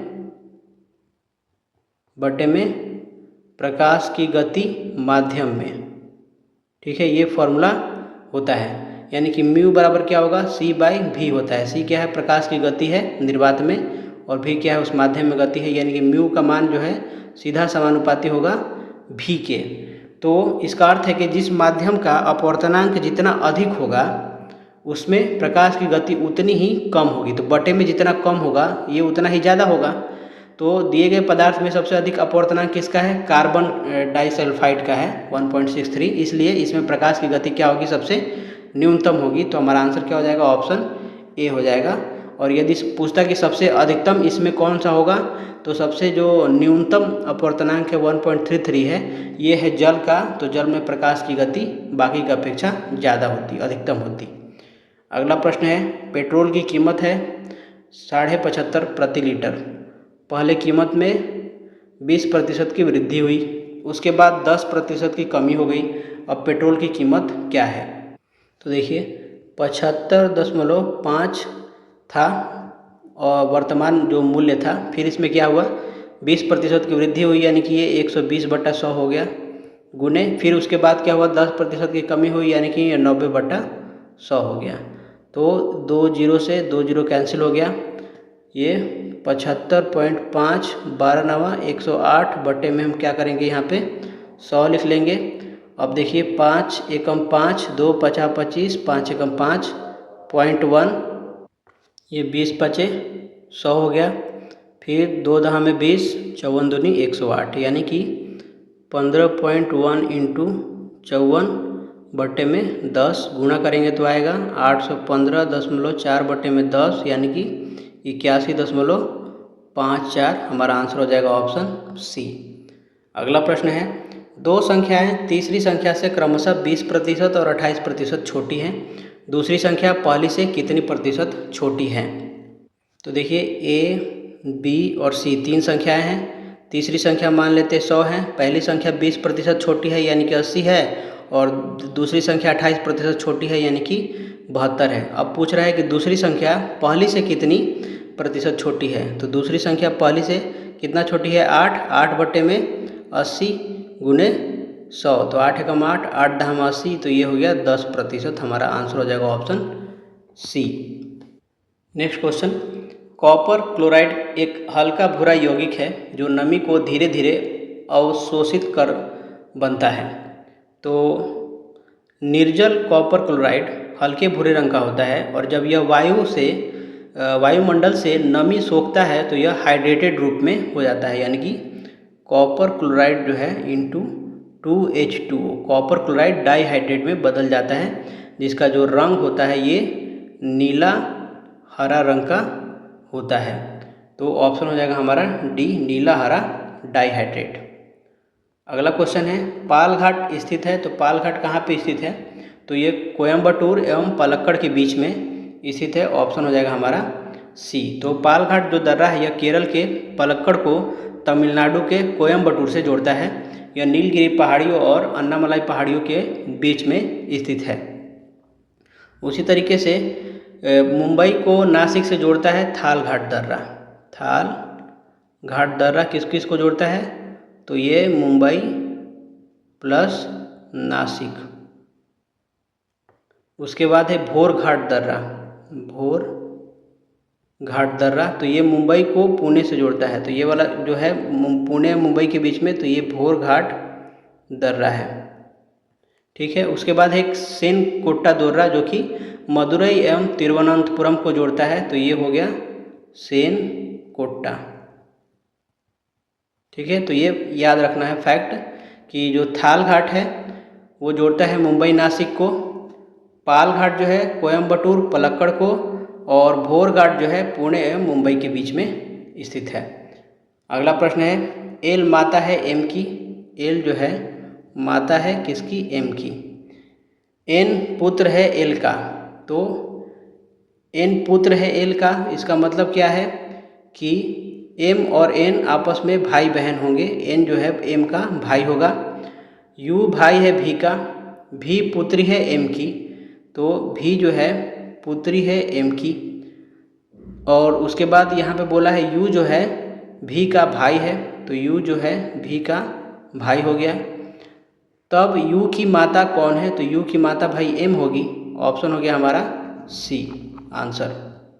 नेक्स्ट है, दो प्रश्न आकृतियों में एक समान निश्चित विशेष गुण है। उत्तर आकृतियों में से एक आकृति का चयन करें जिसमें वही समान विशेष गुण है। तो देखिए हर एक आकृति जो है 4 हिस्सों में बटी हुई है और एक हिस्सा छायांकित है। इसको देखिए 2 हिस्से छायांकित हैं, एक आधा और एक पूरा। इसको देखिए 1 2 3 4 हिस्से में बटा हुआ है और एक हिस्सा छायांकित है। इसको देखिए 1 2 3 4 हिस्सा बटा हुआ है और एक हिस्से में छायांकित है। ये 1 2 3 4 ये 4 हिस्से में बटा हुआ और एक हिस्सा छायांकित है। यानी कि इन तीनों में से कोई भी हो सकता है। अब हमें चुनना है कि इन तीनों में से होगा कौन। तो आप एक चीज़ देखिए, पहले क्या था, ये वृत्त था। वृत्त को माना जाता है कि ये बहुत प्रकार का अनंत बहुभुज वाली आकृति है। ठीक है। और ये इससे थोड़ा सा कम होकर वर्ग में बना है, और इससे जो अगला कम होगा वो त्रिभुज बनेगा। तो ऑप्शन हो जाएगा हमारा बी। अगला प्रश्न देखिए, निम्नांकित श्रेणी में अगली संख्या क्या होगी। तो यहाँ पे देखिए 17, 17 से 16, 16 से 15 और यहाँ पे जो अगली संख्या होगी वो हो जाएगी 14। तो यही हमारा आंसर हो जाएगा। ये 18 से 17, 17 से 16 और 16 से यहाँ पे आएगी अगली संख्या 15 हो जाएगा। तो 2 इसमें श्रेणी है, पहले श्रेणी के हिसाब से हमारा हो गया आंसर 14। नेक्स्ट क्वेश्चन है, 2 मोबाइल फ़ोन में से प्रत्येक को 4500 रुपये में बेचने पर एक पर 6% का लाभ और दूसरे पर 6% का हानि होता है। पूरे लेन देन में लाभ या हानि प्रतिशत निकालना है। तो इसका फॉर्मूला आपको याद रखना है जब भी इस तरीके का प्रश्न आए। जब 2 वस्तुओं का विक्रय मूल्य समान हो और एक पर x% लाभ और दूसरे पर x% की हानि हो तो पूरे सौदे में हमेशा हानि ही होती है, ये फैक्ट याद रखना है। और जो कुल हानि होता है वो होता है x² बटे में 100। यहाँ पे x कितना दिया है, 6 है, 6 का स्क्वायर बटे में 100 यानी कि 36 बटे में 100। तो ये कितना हो जाए 0.36%। तो आंसर हो गया हमारा ऑप्शन डी। इसमें हमें इसकी कोई आवश्यकता नहीं है। अगला प्रश्न है, दी गई उत्तर आकृतियों में से उसका चयन कीजिए जिसमें प्रश्न आकृति छिपी हुई हो। तो देखिए ये जो आकृति है इसके समरूप है। कैसे, ये छोटा सा दिख रहा है, छोटा सा ये ब्लू, ये और ये सिमिलर है, दोनों दिख गया होगा आपको यहाँ पे, ये वाला और ये वाला। अगर आप चाहें तो इसको ऐसे पूरा कर सकते हैं। इसको अगर ऐसे कर दें और ये ऐसे इसको मिला दें और यहाँ से एक लाइन बढ़ा दें तो ये इसके हिसाब से हो जाएगा हमारा। तो ये हमारा आंसर क्या हो जाएगा, हमारा आंसर हो जाएगा ऑप्शन ए। अगला प्रश्न है, लुप्त अक्षर ज्ञात कीजिए। तो देखिए ए का क्या होगा 1, B 2, C 3। तो इनके बीच का अंतर 1 है, इसके बीच का अंतर 1 है। और ई कितना होता है 5, इसके बीच का अंतर कितना है 2 है। H होता है 8, इसके बीच का अंतर 3 है। यहाँ पे 1 1 है, यहाँ पे 2 3 है। अगर सिर्फ यहाँ पे 0 हो जाता, सपोज 0 1 2 3 4 ऐसे करके आगे बढ़ता तो H 8 है तो L यहाँ पे हो जाता 12। तो हमारा आंसर क्या हो जाता डी। लेकिन क्योंकि यहाँ पे 1 1 जो अंतर आया है वो सेम आ गया है तो हम क्या करेंगे, इसको 2 हिस्सों में बांट देंगे ऐसे, ठीक है। इस वाले हिस्से को देखिए तो इसे 1 2 3, इसमें अंतर 1 का है और इसमें भी अंतर 1 का है। इसको देखिए ये हो गया ई का 5, H 8, इसमें अंतर कितना है 3 का, तो इसमें भी अंतर कितना होना चाहिए 3 का होना चाहिए। यानी कि यहाँ पे क्या आएगा k आएगा, k का मान होता है 11। तो 8 3 11। तो ऑप्शन हो गया हमारा इस केस में सी होगा राइट आंसर। अगला प्रश्न है, 2 पूर्ण संख्याओं का गुणनफल दिया है 37, उन संख्याओं के अंतर का वर्गमूल क्या होगा। तो देखिए यहाँ पे जो 37 दिया है ये क्या है, ये है अभाज्य संख्या, अभाज्य संख्या है। और अभाज्य संख्या होने के कारण इसके केवल 2 ही गुणनखंड होंगे। कौन कौन, एक 1 होगा और एक 37, यानी कि स्वयं वह संख्या होगी। 1 और 37 हो गया। प्रश्न कह रहा है कि 2 पूर्ण संख्याएं हैं। पूर्ण का मतलब है कि भिन्न में ये नहीं है। 0 से लेकर के अनंत तक की संख्याएं जो होंगी 0 1 2 3 4 5 ये सब क्या संख्या हैं, पूर्ण संख्या है। -1 -2 ये सब पूर्ण संख्याएं हैं। तो चूँकि पूर्ण संख्याएं हैं, भिन्न में होंगी नहीं और इसके 2 ही फैक्टर होंगे, यानी कि पहली संख्या क्या हो गई 1 हो गई, दूसरी संख्या क्या हो जाएगी 37 हो जाएगी। अब देखिए क्या पूछा है कि उन संख्याओं का अंतर का वर्गमूल निकालना है। तो इनका अंतर कितना होगा 36 होगा और 36 का वर्गमूल कितना होगा 6 होगा। तो आंसर क्या होगा हमारा ऑप्शन डी हो जाएगा। अगला प्रश्न, हिमा दास जिन्होंने 2019 के कलानडो चेक रिपब्लिक में स्वर्ण पदक जीता है, किस चीज़ से संबंधित। तो यह एथलेटिक्स से संबंधित है। ऑप्शन हो जाएगा हमारा सी। हिमा दास को ढींग एक्सप्रेस के नाम से भी जाना जाता है क्योंकि वे असम के ढींग गांव की रहने वाली हैं। क्वेश्चन है, 3 क्रमागत प्राकृत संख्याएं जो प्रत्येक 5 से विभाजित हैं का योग दिया है 225, उनमें से सबसे बड़ी संख्या क्या होगी। तो औसत का नियम ये कहता है कि क्रमागत संख्याओं का औसत हमेशा ठीक बीच वाली संख्या होती है और बीच वाली संख्या निकालने के लिए हम क्या करते हैं, औसत निकालते हैं। तो 225 बटे में 3 संख्याएं दी हैं तो 3 से भाग दे देंगे तो ये मिल गया हमें 75। चूँकि सभी संख्याएं 5 से विभाजित होने वाली क्रमागत संख्याएं हैं यहाँ पे बोला है, इसलिए संख्याओं के बीच का अंतर क्या होगा 5 होगा। यानी पहली संख्या क्या हो जाएगी 70, दूसरी संख्या 75 और तीसरी संख्या हो जाएगी 80। ये सबसे बड़ी संख्या है, तो आंसर हो जाएगा हमारा ऑप्शन बी। अगला प्रश्न है, क्वेश्चन है कि अनैच्छिक क्रियाएं जैसे रक्त दाब व लार आना के केंद्र पाए जाते हैं कहाँ पे? तो इसका आंसर होगा ऑप्शन डी, पश्च मस्तिष्क। तो इसको मेडुला ऑब्लांगेटा भी बोला जाता है। यह पश्च मस्तिष्क का हिस्सा होता है जो रक्तचाप, लार आना, उल्टी आना और दिल की धड़कन जैसी अनैच्छिक क्रियाओं को नियंत्रित करता है। यहाँ पे जो हाइपोथैलेमस दिया है, यह शरीर के तापमान, भूख, प्यास और भावनाओं जैसे कि गुस्सा, प्यार को नियंत्रित करता है। इसे मास्टर ग्लैंड भी कहते हैं। ठीक है, ये जो अग्र मस्तिष्क है, सेरिब्रम, ये इसका हिस्सा होता है जो बुद्धिमत्ता, स्मृति और स्वैच्छिक क्रियाओं का केंद्र होता है। नेक्स्ट क्वेश्चन है, निम्नलिखित में से विषम शब्द छांटिए। तो देखिए, ब्रुसेल्स जो है यह बेल्जियम की राजधानी है। ठीक है, बर्मिंघम ये यूनाइटेड किंगडम का एक शहर है, ये किसी का राजधानी नहीं है। मैड्रिड जो है ये स्पेन की राजधानी है और पेरिस जो है ये फ्रांस की राजधानी है। तो आंसर विषम छांटना था, तो क्या हो जाएगा? ऑप्शन हमारा हो जाएगा बी। अगला प्रश्न है, निम्नलिखित में से कौन सी स्थिति वायु के द्रवीकरण के लिए आदर्श है? तो वायु के द्रवीकरण की बात कर रहा है। तो जब हम दाब बढ़ाते हैं और तापमान घटा देते हैं तो वायु द्रवित होने लगता है। तो ऑप्शन होगा हमारा सी, दाब बढ़ाना और तापमान घटाना। तो उच्च दाब लगाने से गैस के अणु संकुचित होकर करीब आते हैं और निम्न तापमान करने से अणुओं की गतिज ऊर्जा कम हो जाती है, जिससे गैस आसानी से द्रव अवस्था में संघनित हो जाते हैं।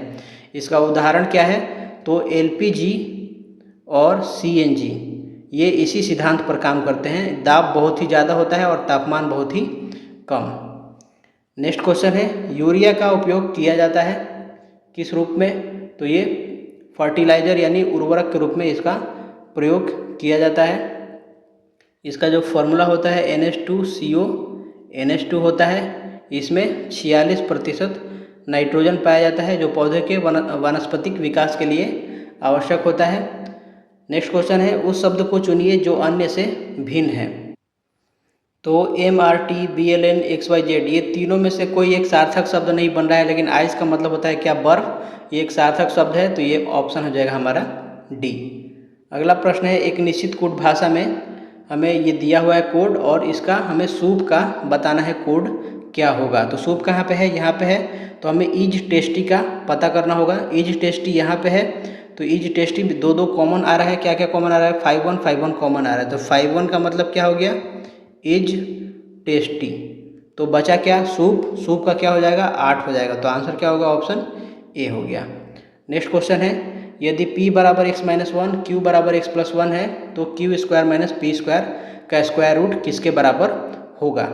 तो देखिए, q² यानी कि इसका स्क्वायर कर देते हैं। तो q² बराबर हो जाएगा x² + 1 + 2x और p² कर देते हैं तो ये हो जाएगा x² + 1 - 2x, a + b के होल स्क्वायर और a - b के होल स्क्वायर पर मैंने इसे खोल दिया है। अब q² - p² करेंगे तो x² + 1 + 2x minus x² - 1 + 2x हो जाएगा। मैंने इसको घटा दिया है इसमें से, ये कैंसिल हो जाएगा, इससे ये कैंसिल हो गया और 2 कितना हो गया? 4x हो जाएगा। तो इसको यहाँ पे रखेंगे, 4x का जब रूट निकालेंगे तो ये कितना होगा? 2√x हो जाएगा। यानी ऑप्शन हमारा बी हो जाएगा। नेक्स्ट क्वेश्चन है, यदि ग्रेटर दैन को प्लस, लेस दैन को माइनस, प्लस भाग माइनस को निरूपित करता है और बराबर जो है से छोटा यानी लेस दैन को तथा गुणा जो है से बड़ा यानी कि ग्रेटर दैन को निरूपित करता है, तब निम्न में से कौन सा सत्य कथन है? तो देखिए, तो इसका सीधा ऑप्शन डी चेक करते हैं। हमेशा ऊपर से या नीचे से चेक करने का शुरू करें, क्योंकि मुझे आंसर पहले से पता है तो इसलिए मैं डी को आपको सॉल्व करके दिखा रहा हूँ ताकि समय कम लगे। तो ये क्या हो जाएगा? 3 ग्रेटर दैन का मतलब क्या है? प्लस है तो +2, लेस दैन का मतलब क्या है? माइनस यहाँ पे दिया हुआ है तो -4 और गुणे का मतलब है से बड़ा यानी ग्रेटर दैन 8 और प्लस का मतलब है भागा यहाँ पे दिया हुआ है तो भाग 4 और लेस दैन का मतलब है माइनस, तो यहाँ पे -2 हो जाएगा। अब देखिए 3 2 5, 5 में से 4 गया 1, ग्रेटर दैन 8 में 4 से भाग देंगे तो 2, 2 में से 2 गया 0, तो 1 0 से बड़ा होता है, तो ये बिल्कुल कथन सही है, तो यानी डी हमारा क्या हो जाएगा, सही आंसर होगा। नेक्स्ट क्वेश्चन देखते हैं। संसद का संयुक्त अधिवेशन किस अनुच्छेद के अंतर्गत आता है? तो अनुच्छेद 108 के अंतर्गत ये आता है। बुलाता कौन है? तो राष्ट्रपति दोनों सदनों में गतिरोध दूर करने के लिए संयुक्त अधिवेशन बुलाता है। अध्यक्षता कौन करता है? तो लोकसभा अध्यक्ष इसकी अध्यक्षता करता है अनुच्छेद 118 के तहत। यदि अध्यक्ष अनुपस्थित हो तो उपाध्यक्ष अध्यक्षता करता है। और ये अपवाद इसका रखना है ध्यान में कि धन विधेयक और संविधान संशोधन विधेयक के मामले में संयुक्त अधिवेशन नहीं बुलाया जा सकता। ये अनुच्छेद 110 जो दिया है ये धन विधेयक की इसमें परिभाषा दी गई है। अगला प्रश्न देखिए कि पिंक सारथी योजना किस राज्य में शुरू किया गया? तो पिंक सारथी योजना कर्नाटक राज्य में निर्भया फंड के तहत सार्वजनिक बसों में महिला यात्रियों की सुरक्षा और उनकी शिकायतों के निवारण के लिए शुरू किया गया था। अगला प्रश्न है कि दिए गए अनुक्रम में कौन सा चित्र का स्थान लेगा? इसके जवाब पे कौन सा चित्र आएगा हमें ये बताना है। तो देखिए 1 2 और 3 और ये 4 लाइन है इसमें 1 2 3 4 और ये 5 लाइन है। 1 2 3 4 और ये 5 लाइन है और ये एक छठा यहाँ पे जुड़ा है, यानी कि इसमें 4 लाइन था, इसमें 5, इसमें 6, तो इसमें कितना होना चाहिए 7। इसको देखिए 1 2 3 4 5 6 7, तो हमारा आंसर क्या हो जाएगा, ऑप्शन सी हो जाएगा। इसमें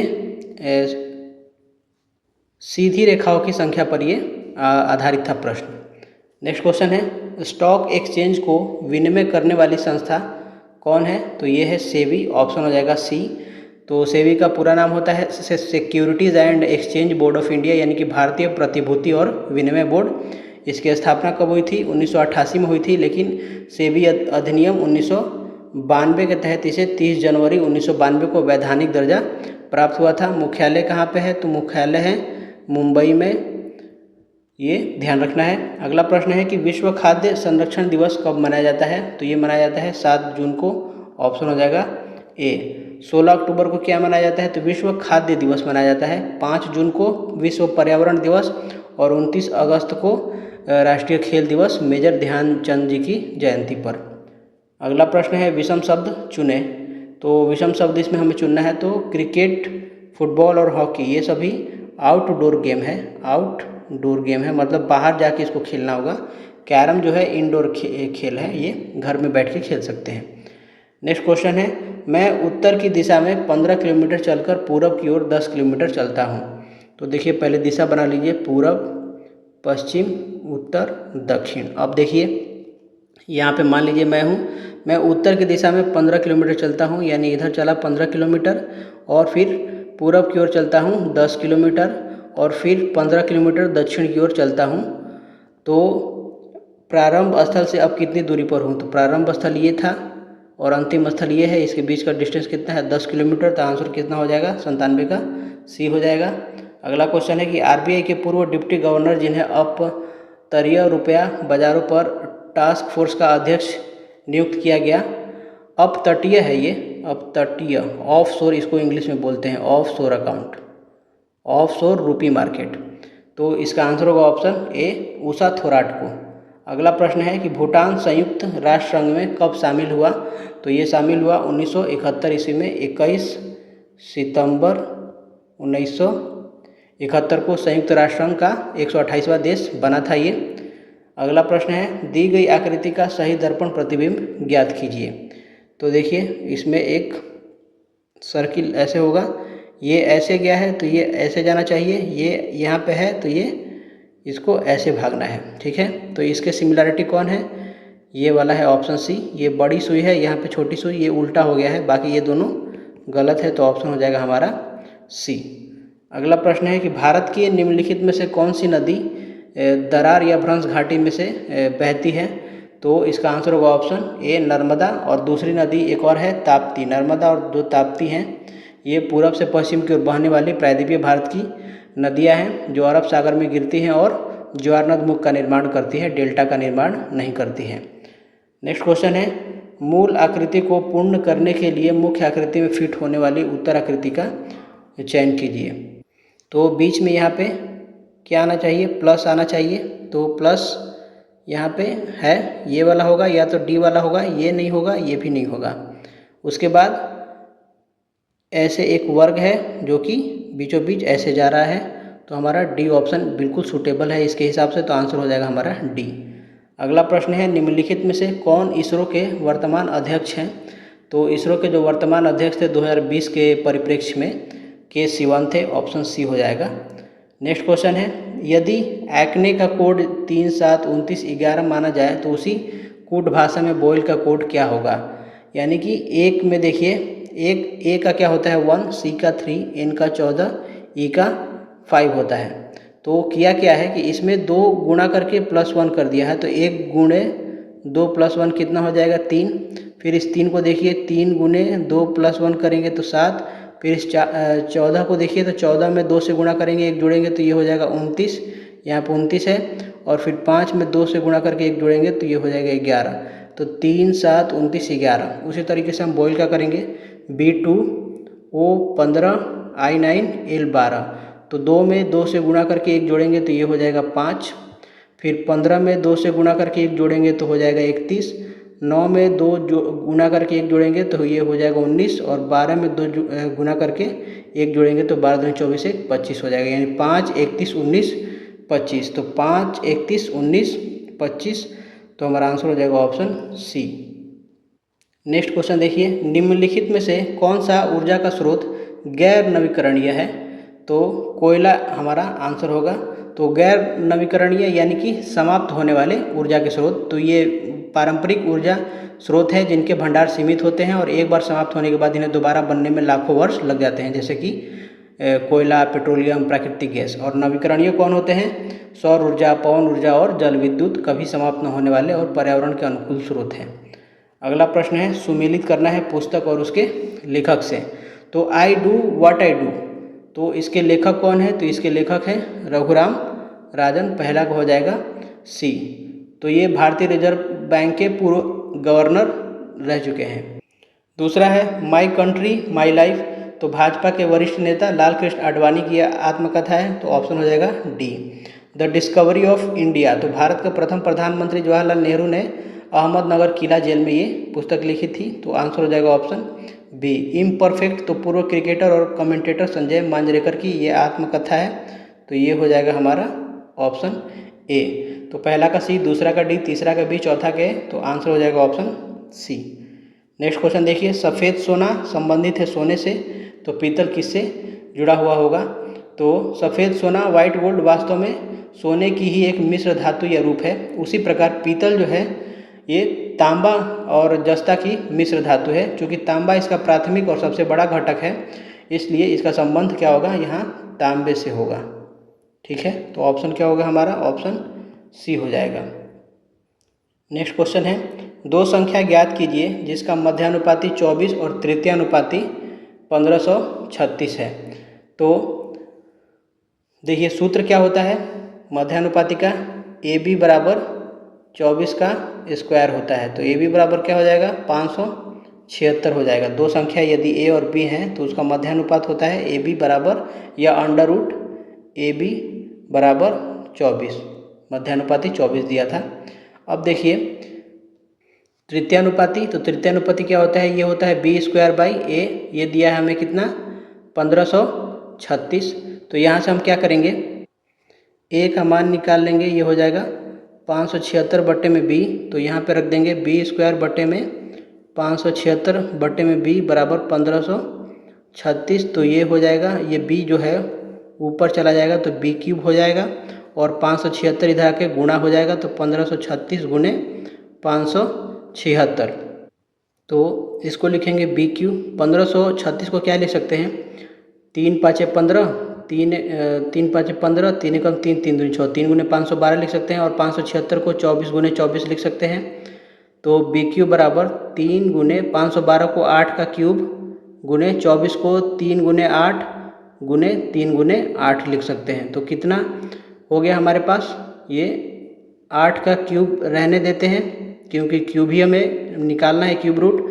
ये 8 अठाई 64 होगा, 64 को लिख सकते हैं 4 का क्यूब गुने 3 3 3 तो 3 का क्यूब। तो यहाँ से b क्या मिला हमें 8 गुने 4 गुने 3 और 4 को 32, 32 3 96।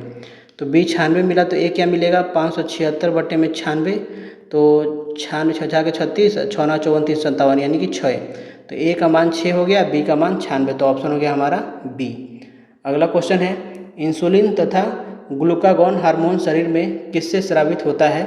तो इसका आंसर होगा ऑप्शन सी अग्नाशय। तो अग्नाशय मानव शरीर की दूसरी सबसे बड़ी ग्रंथि है और यह एक मिश्रित ग्रंथि है, यानी कि अंतःस्रावी भी है और बाह्यस्रावी भी है। इंसुलिन जो है यह बीटा कोशिकाओं से स्रावित होता है जो रक्त में ग्लूकोज की मात्रा को कम करता है और इसकी कमी से मधुमेह रोग हो जाता है। ग्लूकागॉन क्या है? तो यह अल्फा कोशिकाओं से स्रावित होता है जो रक्त में शर्करा के स्तर को बढ़ाता है। इंसुलिन उसको घटाता है और ग्लूकागॉन उसको बढ़ाता है, ये ध्यान रखना है।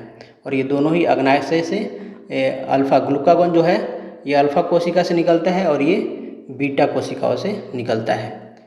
नेक्स्ट क्वेश्चन है चिकित्सक भारतीय एवं आदमी के मध्य संबंध को दर्शाने वाली आकृति का चयन कीजिए। चिकित्सक के बीच, भारतीय के बीच और आदमी के बीच। तो आदमी क्या होगा? एक बड़ा सा रीजन हो जाएगा, तो ये आदमी हो गए। क्योंकि सारे आदमी भारतीय नहीं हो सकते, कुछ अमेरिकन है, कुछ चाइनीज है, तो इसमें से कुछ भारतीय हो गए। अब ये चिकित्सक है तो कुछ आदमी ऐसे हैं जो भारतीय भी होंगे और चिकित्सक भी होंगे, तो ऐसे ये इंटरसेक्ट कर जाएगा। तो हमारा आंसर क्या हो जाएगा? ऑप्शन डी हो जाएगा। अगला प्रश्न है कि 8 के प्रथम 15 गुणांकों का औसत क्या होगा? तो 8 के प्रथम 15 गुणज क्या होंगे? ये होंगे 8, 16, 24 और ये कहाँ तक जाएगा? 120 तक जाएगा। तो जब किसी श्रृंखला में पदों का अंतर समान हो तो औसत का सीधा सूत्र क्या हो जाता है? प्रथम पद अंतिम पद 8 + 120 बटा में 2, तो 128 बटे में 2, तो ये हो गया 64। तो आंसर हमारा हो जाएगा ऑप्शन डी। अगला प्रश्न है पेसो निम्नलिखित में से किस देश की मौद्रिक इकाई है? तो ये है फिलीपींस की, ऑप्शन हो जाएगा डी। फिलीपींस की राजधानी क्या है? तो इसकी राजधानी है मनीला और इसकी मुद्रा फिलीपीन पेसो है। मनीला में ही एशियाई विकास बैंक का मुख्यालय भी है। मालदीव का क्या है? तो इसका है रुफिया, रुफिया मालदीवी रुफिया। सीरिया का है सीरियन पाउंड, सीरियन पाउंड। और कतर का है कतरी रियाल, कतरी रियाल। नेक्स्ट क्वेश्चन है अक्टूबर 2020 में किसने न्यूजीलैंड के प्रधानमंत्री के रूप में दूसरा कार्यकाल जीता?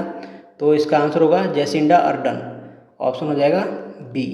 अगला प्रश्न है कि एक निश्चित कूट भाषा में रिजल्ट का कूट इस तरीके से है तो उसी कूट भाषा में लेट का कूट क्या होगा? तो ये डायरेक्ट कोडिंग डिकोडिंग का प्रश्न है। तो हमें लेट का लिखना है, तो एल का क्या दिया है 7, उसके बाद ई का क्या दिया है 5 और टी का क्या है? तो टी का दिया है 6, तो 756 लेट हो जाएगा हमारा आंसर ऑप्शन डी। नेक्स्ट प्रश्न है मानव निर्मित प्रथम कृत्रिम रेशा था, तो ये कौन सा था? तो ये था रेयान। तो यह एक प्राकृतिक बहुलक था जिसको रासायनिक उपचार दे करके बनाया गया पहला कृत्रिम रेशा रेयॉन बनाया गया था। इसे आर्टिफिशियल सिल्क भी कहा जाता है। यदि प्रश्न में पूछा जाए कि पूर्ण रूप से मानव निर्मित पहला रासायनिक या सिंथेटिक रेशा कौन सा था, तो उत्तर हो जाएगा नायलॉन। ठीक है। नेक्स्ट क्वेश्चन है इनमाजेब किस रोग की पहली दवा है? तो इनमाजेब इबोला की पहली दवा है, ऑप्शन हो जाएगा इसका बी। नेक्स्ट क्वेश्चन है रिक्त स्थान की पूर्ति करें। तो यहाँ पे अगला शब्द क्या आएगा हमें बताना है। तो देखिए ये सी है, सी से डी हुआ है, डी से ई हुआ है, यानी कि +1 तो यहाँ से ई से क्या होगा +1 एफ, तो हमारा यहाँ पे क्या आएगा एफ आएगा। उसके बाद देखिए एफ एच जी एच, यानी कि कितना बढ़ा है? तो 2 बढ़ा है। एच के बाद क्या हुआ यहाँ पे J10, तो यहाँ पे 2 बढ़ा है H8 J10। तो J10 होता है 10 में 2 जोड़ेंगे 12, 12 किसका क्या होता है? L होता है, तो यहाँ पे क्या आएगा FL आएगा। तो FL ऑप्शन में यहाँ पे भी है, यहाँ पे भी। आगे बढ़ते हैं। यहाँ पे देखिए I होता है 9, L है 12, यानी 3 का अंतर है। 9 3 12, 12 3 O होता है 15, 15 में 3 जोड़ेंगे 18, तो FLR यहाँ पे आएगा। तो FLRX हमारा आंसर हो जाएगा ऑप्शन सी। नेक्स्ट क्वेश्चन है राज्यों के स्थापना वर्ष क्रम के अनुसार सजाना है हमें, उसके स्थापना के वर्ष के हिसाब से। तो देखिए मणिपुर का क्या है, ये है 1972। मिज़ोरम का है 1987। छत्तीसगढ़ का है 1 नवंबर 2000। मध्य प्रदेश से अलग होकर 26वां राज्य बना था उस समय। उसके बाद है तेलंगाना, तो तेलंगाना का है 2 जून 2014, आंध्र प्रदेश से अलग होकर बना था। तो 1972, फिर 87, फिर 2000, फिर 2014, यानी मणिपुर, मिजोरम, छत्तीसगढ़, तेलंगाना। तो हमारा आंसर हो जाएगा ऑप्शन ए, राइट आंसर। अगला प्रश्न है, जंतुओं में होने वाले फुट एंड माउथ रोग किसके कारण उत्पन्न होता है? तो ये विषाणु के कारण होता है, ऑप्शन डी होगा हमारा आंसर। तो यह खुर वाले पशुओं जैसे कि गाय, भैंस, भेड़, बकरी और सूअर में होने वाला एक अत्यंत संक्रामक और घातक विषाणु जन्य रोग है। इसे हिंदी में खुरपक्का और मुंहपक्का रोग भी कहते हैं। इसके कारण पशुओं के मुंह और खुरों में छाले पड़ जाते हैं। अगला प्रश्न है कि प्रथम 10 अभाज्य संख्याओं का औसत क्या है? तो प्रथम 10 अभाज्य संख्याएं कौन कौन सी है, पहले लिख लेते हैं। तो 2, 3, 5, 7, 11, 13, 17, 19, 23 और 29 है। इन सभी 10 संख्याओं का कुल योग कितना होगा? तो 3 2 5 5 10 10 7 17 17 11 28 28 3 31 10 41 41 7 48 10 58 58 9 67 10 77 77 3 80 80 20 100, तो 129 हो जाएगा टोटल योगफल। और 129 में हम कितने से भाग देंगे? 10 से, तो हमें क्या मिलेगा? 12.9 हो जाएगा हमारा औसत। ऑप्शन डी हो जाएगा आंसर। अगला प्रश्न देखिए, कौन सी गैस हंसाने वाली गैस के रूप में भी जानी जाती है? तो नाइट्रस ऑक्साइड जो है वो हंसाने वाली गैस के रूप में जानी जाती है। इसका जो फॉर्मूला होता है N2O होता है, NO2 नहीं होता है, ये ध्यान रखना है। नाइट्रोजन डाइऑक्साइड है ये, और ये नाइट्रस ऑक्साइड है, ठीक है। इसकी खोज किसने की थी? तो जोसेफ प्रिस्टले ने की थी 1772 ईस्वी में। नेक्स्ट क्वेश्चन, माँ के दूध में पाया जाने वाला प्रतिरक्षी क्या है? एंटीबॉडी के बारे में ये पूछ रहा है। तो इसका आंसर होगा ऑप्शन ए, IgA। तो देखिए, प्रसव के बाद माँ के स्तनों से निकलने वाले शुरुआती गाढ़े पीले दूध को कोलोस्ट्रम कहते हैं। कोलोस्ट्रम, ठीक है, कोलोस्ट्रम कहते हैं इसको। और इसमें पाया जाता है इम्यूनोग्लोबुलिन ए। इसका नाम मैं लिख देता हूँ, इम्यूनोग्लोबुलिन ए, और इसी का शॉर्ट फॉर्म है IgA।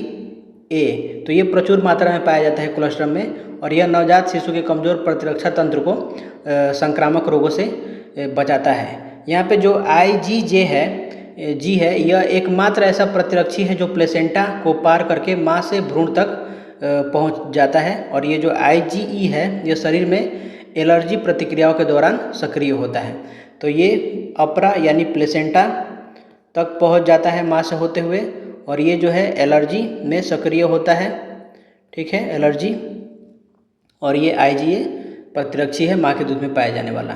नेक्स्ट क्वेश्चन है, चिन्ह की जगह उचित विकल्प चुनना है हमें। खाली स्थान चिन्ह यहाँ पे आएगा जो, उसके बारे में पूछ रहा है। तो देखिए 144 दिया है। 144 जो है इसका स्क्वायर रूट क्या होगा? तो इसका स्क्वायर रूट होगा 12 में 2 से गुणा करके 1 घटा देंगे तो हमें मिल जाएगा 23। तो 169 दिया है। 169 का स्क्वायर रूट क्या होगा? 13 में 2 से गुणा करके 1 घटा देंगे तो हमें मिल जाएगा 25। तो हमारा आंसर क्या हो जाएगा? ऑप्शन सी हो जाएगा हमारा आंसर। नेक्स्ट क्वेश्चन है, महिला उद्यमियों को सूक्ष्म वित्त उपलब्ध करवाने वाली योजना कौन सी है? तो इस योजना का नाम है महिला समृद्धि योजना। ऑप्शन हो जाएगा हमारा सी। नेक्स्ट क्वेश्चन है, 1820 रुपये का साधारण ब्याज 9 मार्च 2019 से 21 मई 2019 तक 7% प्रति वर्ष की दर से कितना होगा? तो सबसे पहले हम क्या करेंगे? कुल दिनों की संख्या निकालेंगे। कुल दिन, तो मार्च है इसमें, तो मार्च में कितना दिन होगा? 9 मार्च से लेकर के 31 मार्च, तो 31 में से 9 घटा देंगे तो इसमें होगा 22 दिन, ठीक है। फिर आएगा इसके बाद, मार्च के बाद आएगा अप्रैल में होता है 30 दिन। फिर इसके बाद आएगा मई मई में कहाँ तक लेना है हमें, 21 मई तक ही लेना है, तो 21 दिन। तो 22, 30, 21 ये कुल दिन हमारा कितना हो जाएगा, ये हो जाएगा 73 दिन, तीनों को जोड़ने पे। तो इसको वर्ष में बदलेंगे तो क्या होगा, 73 बटे में 365, 365 क्यों, क्योंकि 2019 है, लीप वर्ष नहीं है ये, तो ये हो जाएगा 1/5।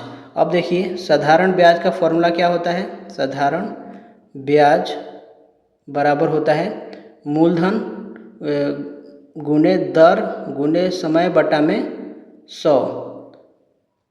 यहाँ पे ओरिजिनल पेपर में 7.5% दर दिया था हमें, तो मूलधन हमने 1820 दिया है, दर दिया है 7.5, तो इसको लिख सकते हैं 15/2 गुणे हमें समय मिला है 1/5 और 100 यहाँ पे हो जाएगा, जीरो से ये जीरो कैंसिल, 5 तिहाई 15 हो जाएगा और 2 9 18, 2 एकम 2, तो 3 एकम 3 9 27 बटे में 10 यानी कि 27.3 रुपये हमारा आंसर हो जाएगा ऑप्शन बी। अगला क्वेश्चन है, किस प्रधानमंत्री द्वारा 73वां संविधान संशोधन विधेयक लोकसभा में प्रस्तुत किया गया, तो इसका आंसर होगा ऑप्शन बी, पीवी नरसिम्हा राव।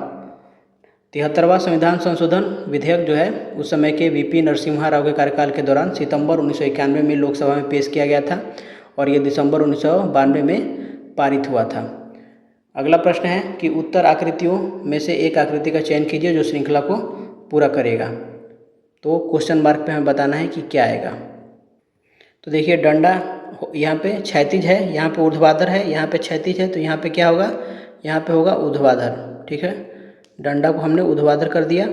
अब देखिए यहाँ पे गोल है, ये घूम गया है, ये गोल यहाँ पे आ गया है और फिर ये पलट के नीचे आ गया है और ये पलट के इस बार यहाँ पे चला जाएगा ऐसे, तो यहाँ पे आ जाएगा गोल हमारा और ये वाला जो पार्ट है ट्रायंगल यहाँ पे ऐसे आ जाएगा। तो ऑप्शन कौन सा हो जाएगा, ऑप्शन हो जाएगा हमारा सी। नेक्स्ट क्वेश्चन है कि एक विद्यालय की कैंटीन लंच के 20 रुपये तथा दूध के 4 रुपये प्रतिदिन चार्ज करती है। रमेश को 5 दिन के लिए इन चीज़ों की कितनी राशि खर्च करनी पड़ेगी। तो एक दिन का खर्च कितना हो जाएगा, तो 20 रुपये लंच के लिए और 4 रुपये दूध के लिए, तो 20 4 24 रुपये। कितना दिन रहना है उसको, 5 दिन रहना है, तो 24 गुने 5 बराबर कितना हो जाएगा, 120 हो जाएगा। तो आंसर हो जाएगा ऑप्शन सी, 120 रुपये खर्च करना होगा। नेक्स्ट क्वेश्चन है कि राजा रवि वर्मा कौन थे, तो राजा रवि वर्मा एक चित्रकार थे। राजा रवि वर्मा भारत के विख्यात चित्रकार थे जो मुख्य रूप से केरल के त्रावणकोर राजघराने से संबंधित थे। उन्होंने भारतीय पौराणिक पात्रों, देवी देवताओं जैसे कि लक्ष्मी, सरस्वती और महाकाव्यों जैसे कि रामायण व महाभारत के दृश्यों को यूरोपीय यथार्थवादी कला शैली में चित्रित किया था। भारतीय चित्रों में लिथोग्राफी तकनीक लाने का श्रेय भी इन्हीं को जाता है। अगला प्रश्न है कि पंजाब में भूमि क्षति का प्रमुख कारण क्या है, तो ओवर इरिगेशन यानी अति सिंचाई, ऑप्शन हो जाएगा हमारा सी। तो हरित क्रांति के बाद पंजाब और हरियाणा में अत्यधिक नहरी सिंचाई और भूजल के अत्यधिक दोहन के कारण जल भराव की समस्या पैदा हुई है। इसके परिणाम स्वरूप मिट्टी में लवणता और क्षारीयता बढ़ गई है, जिससे उपजाऊ भूमि बंजर या रेह कल्लड़ भूमि में तब्दील हो रही है। नेक्स्ट क्वेश्चन है, सही संबंध को दर्शाने वाला विकल्प को बताना है, शेर, लोमड़ी और मांसाहारी। तो देखिए मांसाहारी एक बड़ा सा सेट होगा, इसमें शेर जो है मांसाहारी है, लोमड़ी भी मांसाहारी है, कोई भी शेर लोमड़ी नहीं हो सकती, कोई भी लोमड़ी शेर नहीं हो सकता। तो आंसर हो जाएगा हमारा ऑप्शन ए। नेक्स्ट क्वेश्चन है कि 3 अंकों की सबसे बड़ी संख्या जो कि 7 का गुणज हो। तो 3 अंकों की सबसे बड़ी संख्या क्या होती है, 999 होती है। 999 में हम क्या करेंगे, 7 से भाग देंगे, तो 7 एकम 7, 2 9 7 चौक 28, 1 9 7 दूनी 14, तो बचेगा 5। हमें शेषफल क्या मिला है, 5 मिला है। तो अभिष्ट संख्या ज्ञात करने के लिए सबसे बड़ी संख्या से हम क्या करेंगे, शेषफल को घटा देंगे। तो 999 में से 5 घटा देंगे तो हमें मिल जाएगा 994। तो हमारा आंसर क्या हो जाएगा, ऑप्शन सी हो जाएगा। अगला प्रश्न है कि 2 संख्याओं में से छोटी संख्या बड़ी संख्या का 2/3 है और इनका योग 60 है। तो बड़ी संख्या क्या है, मान लेते हैं कि बड़ी संख्या जो है वो 3x है, तो छोटी संख्या क्या हो जाएगी, छोटी संख्या बड़ी संख्या की 2/3 है यानी कि 2/3 है, 3 से 3 कटा देंगे तो ये हो जाएगा 2x। इनका योग दिया है यानी कि 2x + 5x बराबर दिया है 60, तो ये हो गया 7x बराबर 60, सॉरी ये 3 है, 3x, तो ये होगा 5x बराबर 60, तो x बराबर हो जाएगा 12। निकालना क्या है, बड़ी संख्या 3x है, तो 3 गुने 12 बराबर 36 हमारा आंसर हो जाएगा ऑप्शन डी। अगला प्रश्न है कि निम्नलिखित में से किसने तीनों गोलमेज सम्मेलन में भाग लिया था, तो इसका आंसर होगा ऑप्शन डी, BR अम्बेडकर। तो गोलमेज सम्मेलन लंदन में क्रमशः 1930, 1931 और 1932 में आयोजित हुए थे। डॉक्टर भीमराव अम्बेडकर और तेज बहादुर सप्रू भी इसमें शामिल हैं। तेज बहादुर सप्रू ने इन दोनों ने तीनों सम्मेलन में हिस्सा लिया था। महात्मा गांधी जो है ये कांग्रेस के एकमात्र प्रतिनिधि के रूप में केवल दूसरे गोलमेज सम्मेलन में भाग लिया था, ये ध्यान रखना है। अगला प्रश्न है कि निम्नलिखित में से कौन सा युग्म सुमेलित नहीं है, ये पूछ रहा है।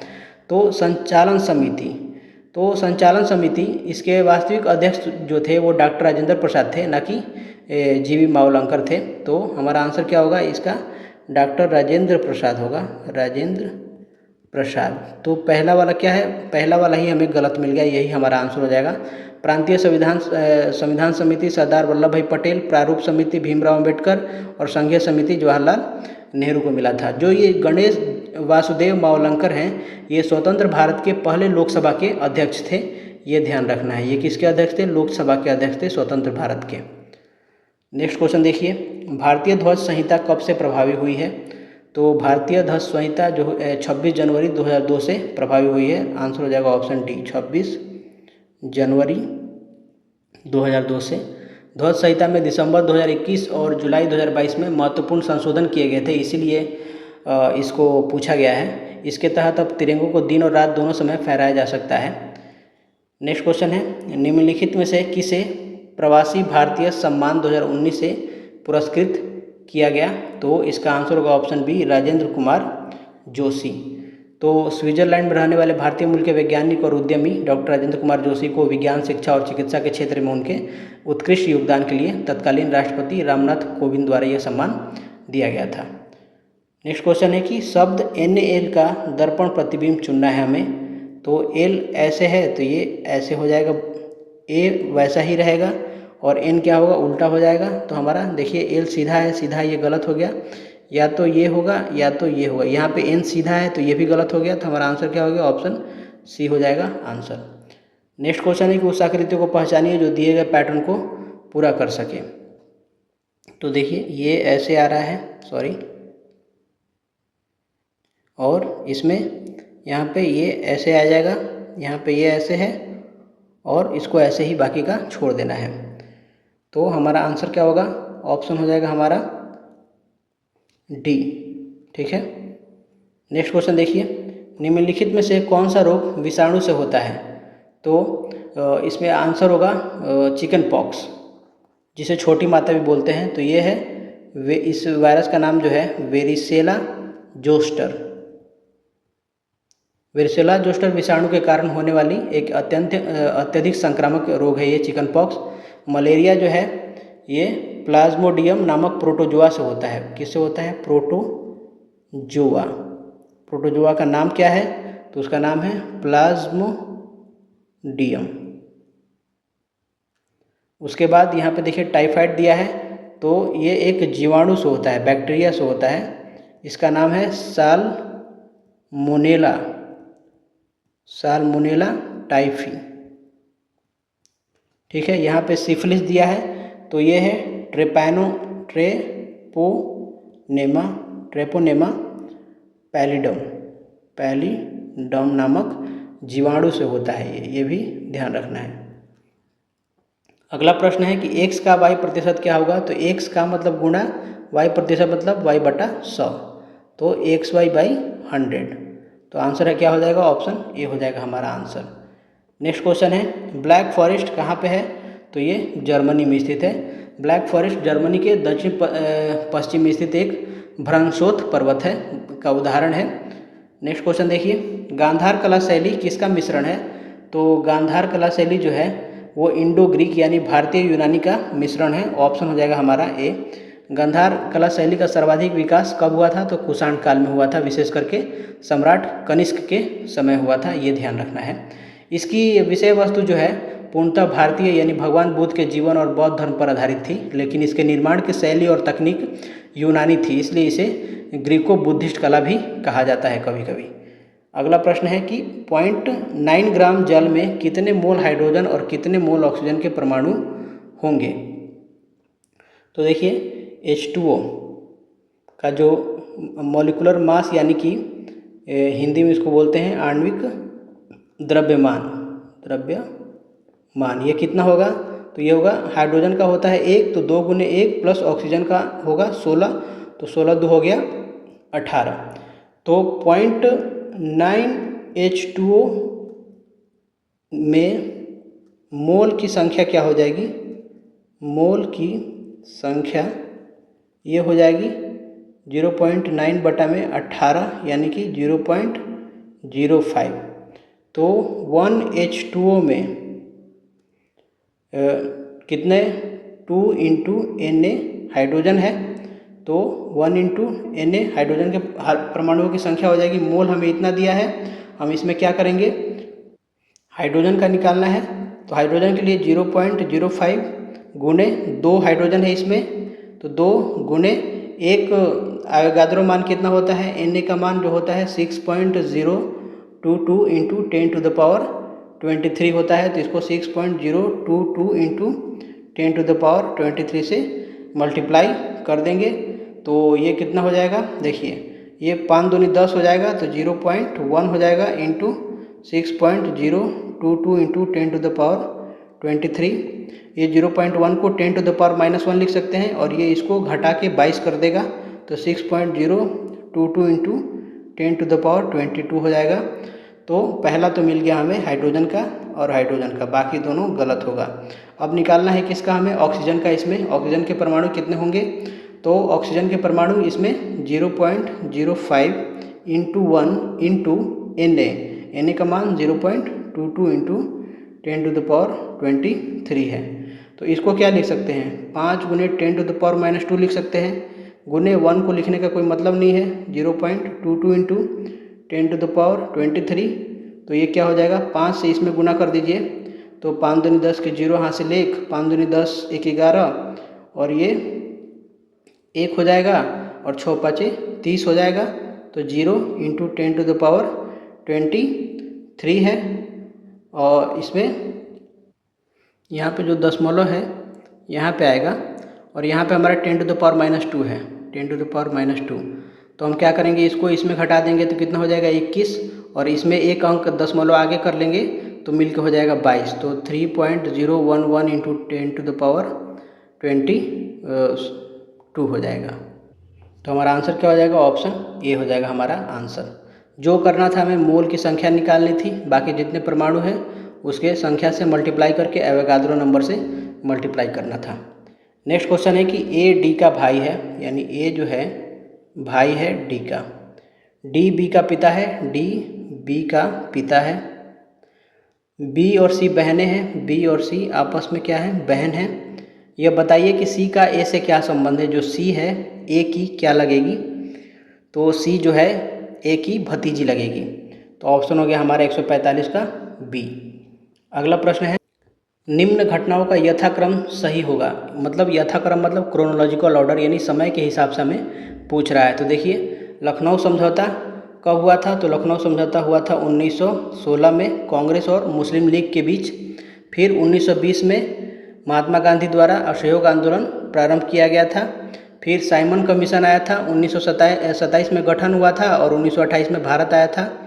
तो 1927 1928 लिख सकते हैं। और सविनय अवज्ञा आंदोलन 1930 में दांडी मार्च के साथ शुरू हुआ था। तो यही हमारा क्या हो जाएगा, आंसर हो जाएगा। सबसे पहले 16, उसके बाद 20, उसके बाद 28, उसके बाद 30। अगला प्रश्न देखिए, 0.75 का पावर का क्यूब का मान हमें निकालना है। तो हम 0.75 को क्या लिख सकते हैं, 75/100 लिख सकते हैं। 25 × 75, 25 × 100, यानी कि 3/4, और का पावर क्या करना है, क्यूब करना है। तो क्यूब कर लेते हैं, 3 का क्यूब होता है 27, 4 का क्यूब होता है 64। तो आंसर हो गया हमारा बी। अगला प्रश्न है कि संख्या श्रेणी में अगला अंक बताइए। तो यहाँ पे देखिए, ये जो है दो सीरीज इसमें इन्वॉल्व है। ये 1 का स्क्वायर है, ये 3 का स्क्वायर है, ये 5 का स्क्वायर है, तो यहाँ पे 6 का स्क्वायर यानी कि 36, सॉरी 6 का नहीं, इसमें कितने का अंतर है, 2 का, 3 2 5, तो 5 2 यहाँ पे 7 आना चाहिए, यानी 7 का स्क्वायर, यानी कि यहाँ पे हमारा आंसर क्या हो जाएगा, 49 होना चाहिए ऑप्शन। ठीक है, और इसके आगे का यहाँ का अगर पूछे तो 2 2 4, 4 2 6, 6 2 8 हो जाएगा यहाँ पे। ठीक है, नेक्स्ट क्वेश्चन देखते हैं। हाँ, 0.27 यहाँ पे बार है, एक्चुअल में एग्जाम में जो पूछा था इस पे ऊपर बार था। तो जब भी संख्या से बार हटाते हैं तो क्या हो जाता है हमारा, 27/99 हो जाता है। तो आंसर हो गया ऑप्शन ए। नेक्स्ट क्वेश्चन देखिए, लास्ट है, किस घटना से आहत होकर रविन्द्रनाथ टैगोर ने नाइटहुड की उपाधि त्याग दिया। तो इसका आंसर होगा ऑप्शन ए, जालियांवाला बाग हत्याकांड। तो ये कब हुआ था, 13 अप्रैल को हुआ था 1919 में। 13 अप्रैल 1919 को अमृतसर के जालियांवाला बाग में जनरल डायर द्वारा निहत्थी भीड़ पर अंधाधुंध गोलियां चलवाई गई थी। इस क्रूर नरसंहार के विरोध में रविन्द्रनाथ टैगोर ने ब्रिटिश सरकार द्वारा दी गई नाइटहुड की उपाधि वापस कर दी थी। और इसी हत्याकांड के विरोध में महात्मा गांधी ने भी अपनी कैसर ए हिंद की उपाधि भी त्याग दी थी। यह फैक्ट भी याद रखना है। तो इस वीडियो में बस इतना ही था, मिलते हैं अगले वीडियो में, तब तक के लिए धन्यवाद, जय हिंद।